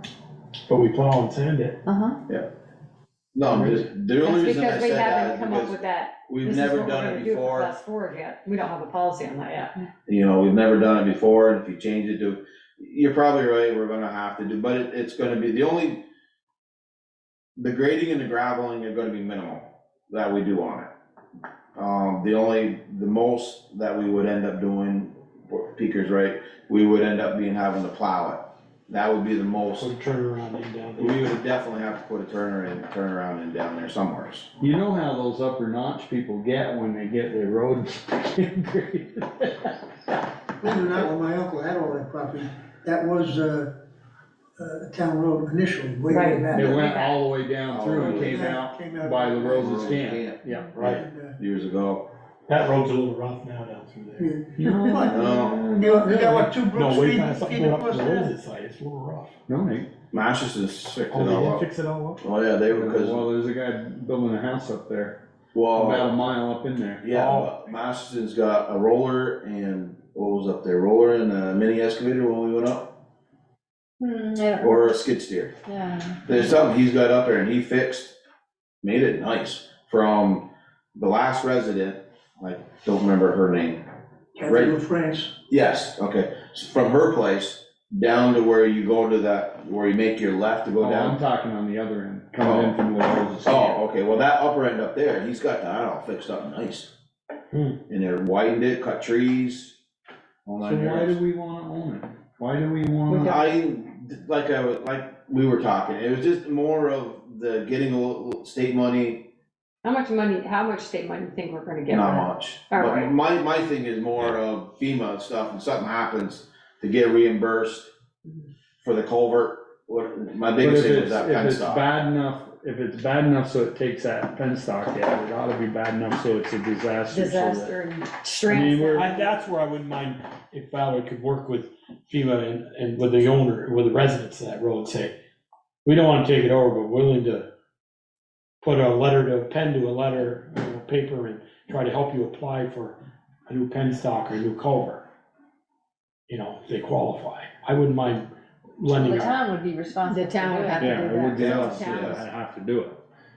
So We're what I'm saying is if responsible it for it would right have to be, if it was declared a disaster declaration, then we would get money. If it wasn't, if it just washed out in a freak storm, like he said, it'd be $12,000 on us just for the tube. Just for the two.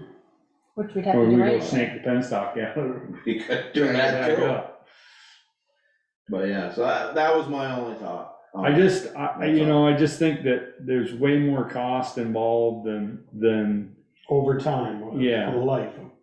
What you take. you know, you get down in there and get a plow truck stuck in the wintertime or. That would be easy to do too.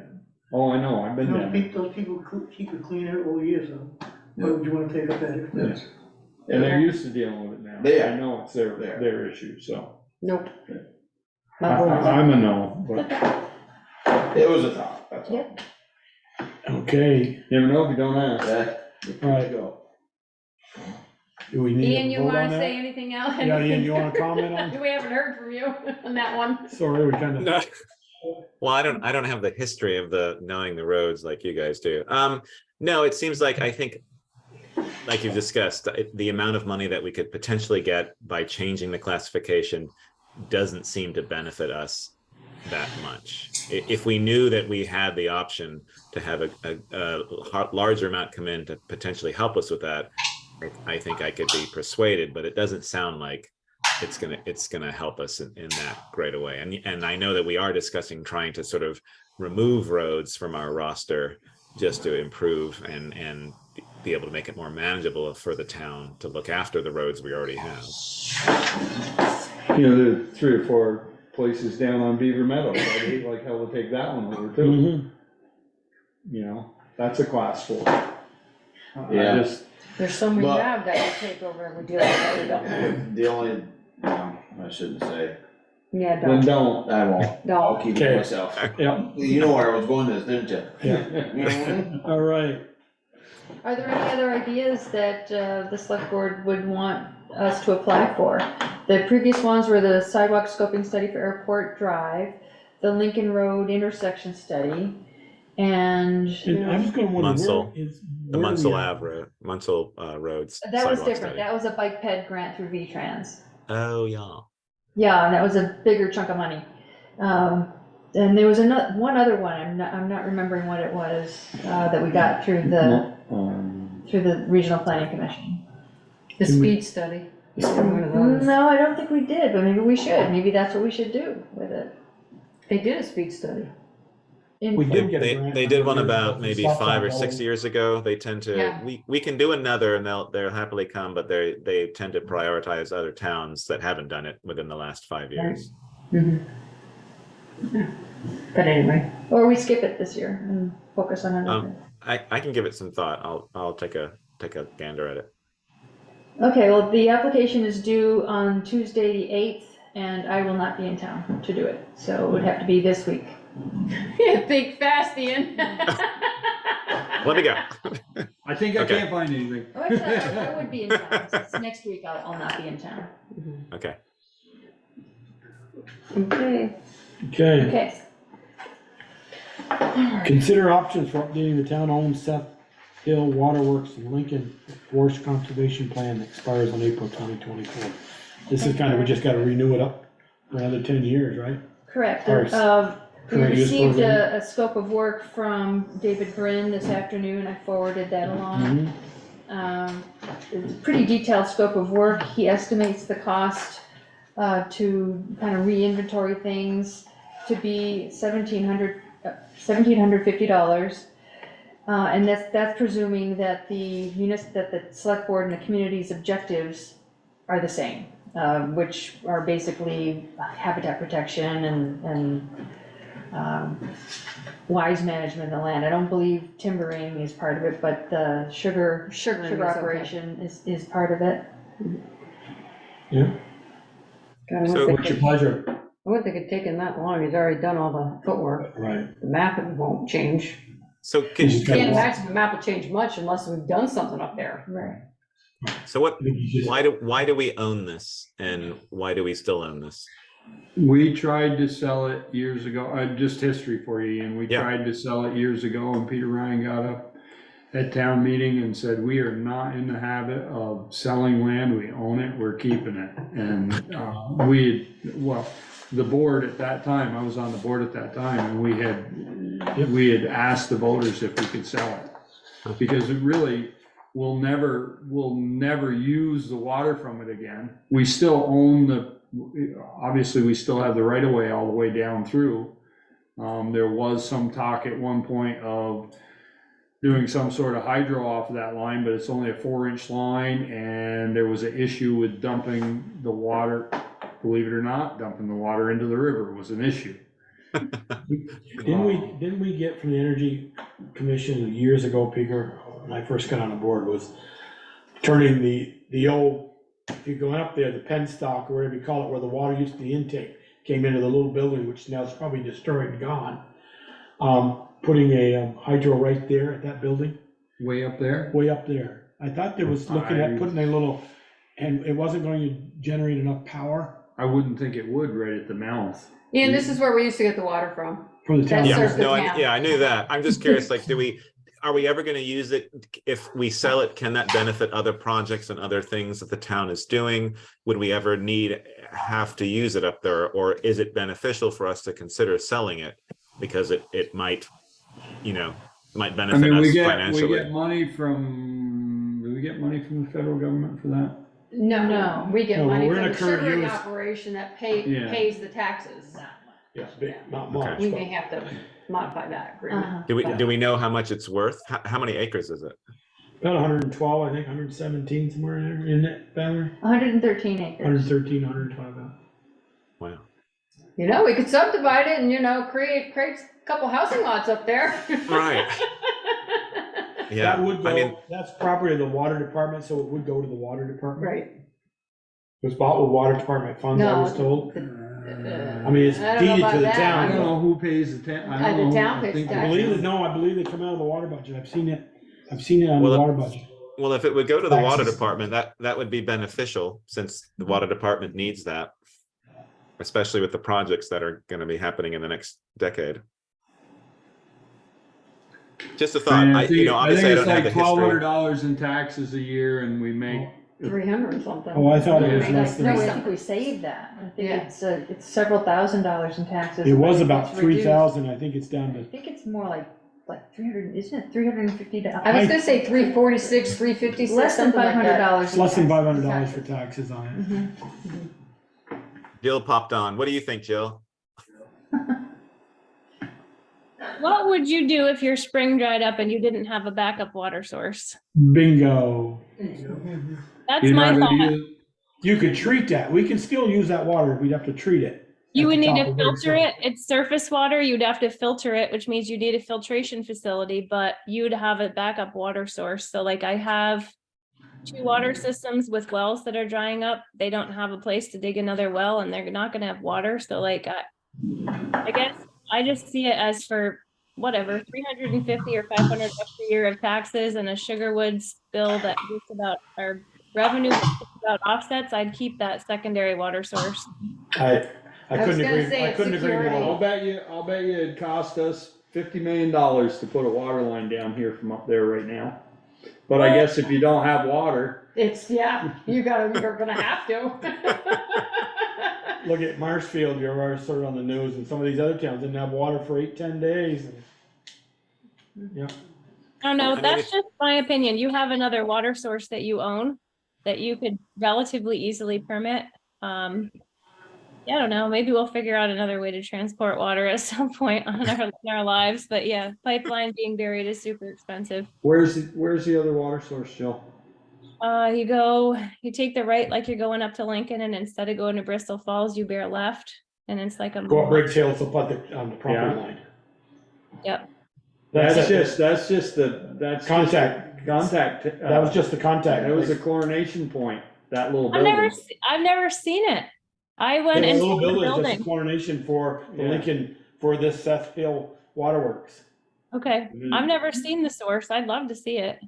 Well, I can take you and Ian for a ride so you can see where it is. Hey, I'll jump in with you, cause I've never been up there. Yeah. We'll take the Um, van. That's right. Our next I mean, road trip. I'm fine, sorry to elongate this discussion. I'm fine with keeping this and having this done. I'm just wondering, like, can this be used for anything else to benefit it, to help us in the future? I mean, the subdividing, idea isn't a bad one if it was an area that was, that a developer was interested in working on a public-private partnership for housing or for whatever. If it was an area that we could develop, I don't know, it's just. I think you need to see it. Okay. You need to see it. You've never been to, get out your hiking I boots. think you need Okay. to see it. You might not feel that way. Maybe some Sunday I'll pick you up, Ian, and Jill, and we'll head up.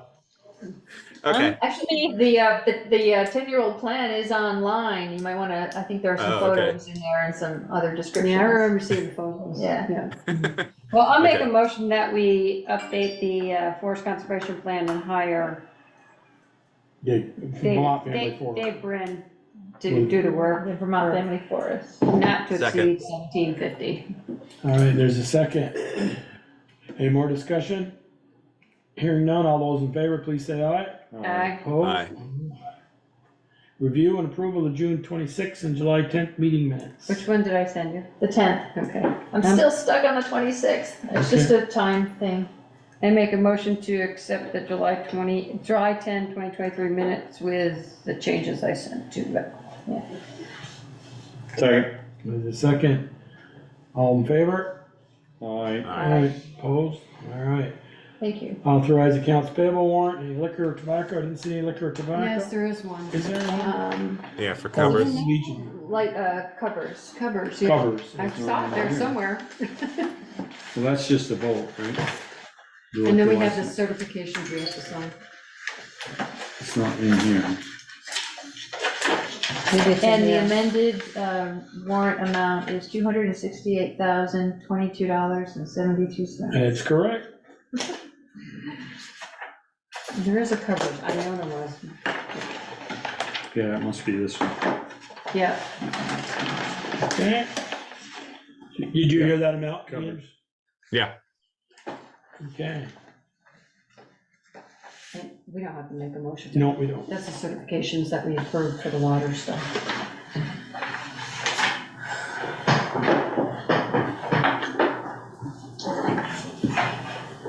Okay, authorize, oops, select board roundtable, Peter, first. I am good. Michelle, I'm good. Ian? Just Ted had made that, the public comment regarding the sign, and I had been working with Reg on that. The last correspondence that we had, Reg had mentioned that the Historical Society had passed on doing the sign and no longer wanted to do the project. So I was pleased to hear that they were interested in doing it again. If they want to do it, I think that's fine. I'm happy to work on that. My only ask would be that we just, I think we just need to approve the sign. And we had some designs that Reg and I had sent back and forth and came across, I think, a fairly decent one that we all needed to have be approved. But that was the only update I had for that particular project. I was gonna ask you that when he was doing Yeah. the form, because I knew you had a sign. I thought, oh, maybe there was a falling out and Reg didn't like the sign, so I think I'll keep my mouth shut. No, Reg, I intervened because I wanted to make sure that the signage matched the signs that we had created coming into town, as well as, and the new rec department, or the rec club signage is sort of a similar kind of theme. I just wanted to make sure that it was all kind of worked together. And so I didn't take it over, but I sort of inserted myself in on that conversation. And I think that maybe that wasn't appreciated as much as I thought it might have been. And so that's when I got the email from Reg saying that, the Historical Society decided not to pursue this. I called him immediately and talked to him. He was very happy with the sign. It was just, there was just too much going on, like the back and forth. I think this Historical Society just wanted to get it done and have it put up and be happy with it. And I sort of added a little bit more complication to it. I do think once we can get the approval of the sign, like you said, Michelle, having the bump on, I think is important and just keeps the nice design that the sign is already there. I mean, that's a nice sign. It just doesn't look very nice because it's worn away. I think if we can just approve what it looks like, I think having them do it is great and paying for it is wonderful. And I'm very appreciative of that. And we have the design. We just need to, I think when we put it on in 3 weeks, I'll send my design in that Reg likes and had liked and approved. And so we can go from there. Okay. Okay. You kind of like they had the hall in the back. I'd like that, the hall in the background. The only thing with that is that it's sort of, it makes it a little bit harder to read, I think, when you have text on top of that. So we wanted to keep it as simplified as possible. And you also have the hall right there, literally like next to it. Signage like that can work if it's doing something where it's not next to the building. That would be my only thing. It just looks a little bit busy. Your eyes are competing with the visuals. But we can talk about it in 3 weeks. Okay. Was that it for you? Sorry. You didn't It is. hear Yeah, that's your fine. Thank Is that you. all? And, I just had something and I just, See, you should write it down just like me. yeah, I know. Went right out. It's not. I remembered mine 2 days later Oh, and I just, emailed Ian, back. I know. Any more word on the, bus stops? Yes. Where are So we going? it's the continuing project. the bus shelters are here. We have 2 of them. They're sitting over at Bristol Works by the police department, or it's sort of tucked in the corner. They're here. We have the permit signed for the Pomelo location, and then we just need to sort of put that in. And then I'm still working, trying to figure out what to do at the old high school location. We'd really like the Historical Society would really like to see the bell box remain there at that location. It's sort of where the building used to be. The property owner has concerns about that because it hasn't really been taken care of over the years, even though he's offered assistance and offered financial incentive to sort of keep it in good condition. It hasn't been kept in good condition, and it's kind of not it's falling apart, but it could be cleaned up a little bit. So he doesn't really want 2 structures there, the bus shelter and that. So I'm trying to figure out a way where we can put the shelter in, because I think it would be a very useful thing to have there, and have this bell box at some other location on the property. So I'm still working on that. Add a bell tower onto the shelter. Yes, or something like that, or it's next to it, and it fits in so people can still see it. It's just, yeah, it got really complicated. And also the land underneath that particular location is owned by the school district. It's literally like the structure and 5 feet around it. So that got more complicated as well. That's all owned by the school district? Just No, the bell it's tower. literally just the structure and 5 feet around it is owned by the school district. In Tom's deed, that's what it says. Right. And so if we move the bell box, does that piece of land move with the box anywhere we put it? Or it just got really silly. And so I'm trying to get this moving, but it's very, very slow. And did the Pomelo thing go in front of the design review board? No, it's still in the process. We got the first thing was getting the permit and having it signed by Parmelo, and then that would be the next stage. Yeah. And then I know it falls in that area. Yeah. And then I have reached out to the school about the blinking sign on top of Spring Street and Mountain Street. I think their email must be crashed or something, because I don't seem to get a response anymore. I guess I gotta walk into the office next week Probably. and say, you guys emails work anymore or what? So, but I'm working on it. Okay, great. Okay? Yeah. That's all I had. Valerie, anything? Town administrator's report. Nothing to add to my written report. I thought there might have been, but I lost track of it. Okay. Correspondence, reports, or correspondence received? Any correspondence for us? Just some odds and ends. Where did my tea report go? Jill, just for the last select board concern of mine is, I see we have a kickoff meeting on Wednesday, because that's with Munson and Steve and you and Cy and the whole kit and caboodle. Yep, and I noticed that they marked out for dig safe. I saw that. They haven't What's called the me thing yet. up on the corner by the stop sign by Pine Street and North? MERC, it says there. I have no idea. All I know Big is letters. What color? I don't know. White. I don't know what they mean. And it's, the white is where they want marked, so. Okay. Yeah. You Yeah. got all the arrows and Z's and everything. And, I think they're delineating where they're gonna cut the pavement to install the new water line. And I already know that the existing water line is definitely further over. We walked that at the pre-bid meeting. that's in the eastbound lane going east. When you and Cy did that repair just east of Taylor Avenue and Pine Street, where We also there's a did, repair, and just below my house there's a repair, and Yep. they were all in the eastbound lane headed east. yep, we also did one right on the corner of North and Pine, that very first house on the left as you're coming in. Yeah, It's definitely on that side of the road, the same side as the white house with the blue trim. It's on the same side as you. right.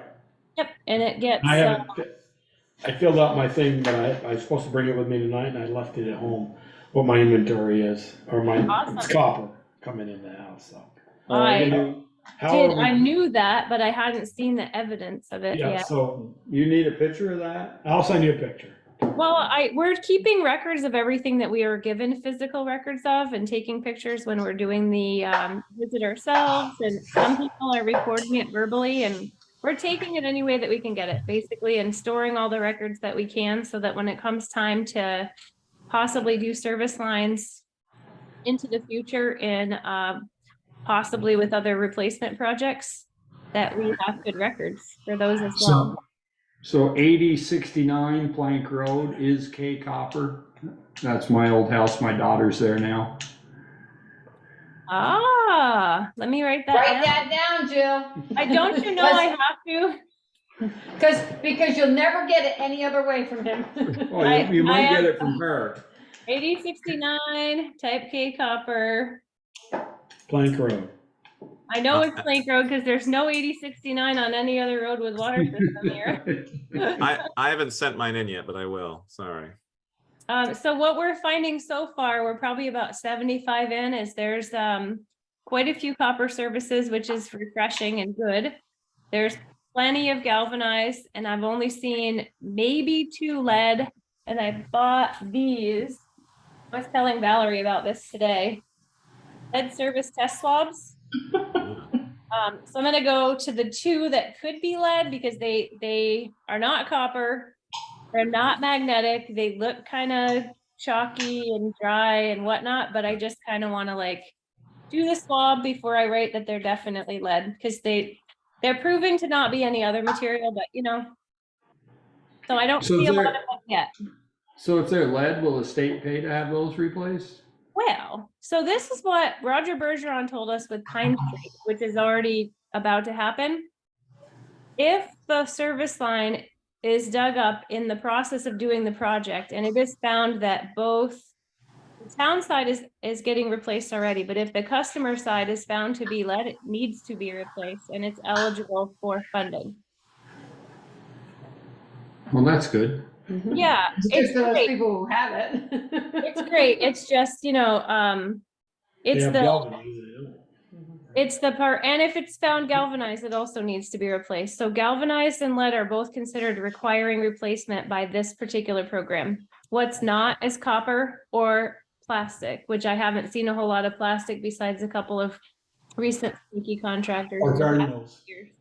What's that? Or garden hose. Oh my God. I see those in other towns and I'm mortified for them. Yeah.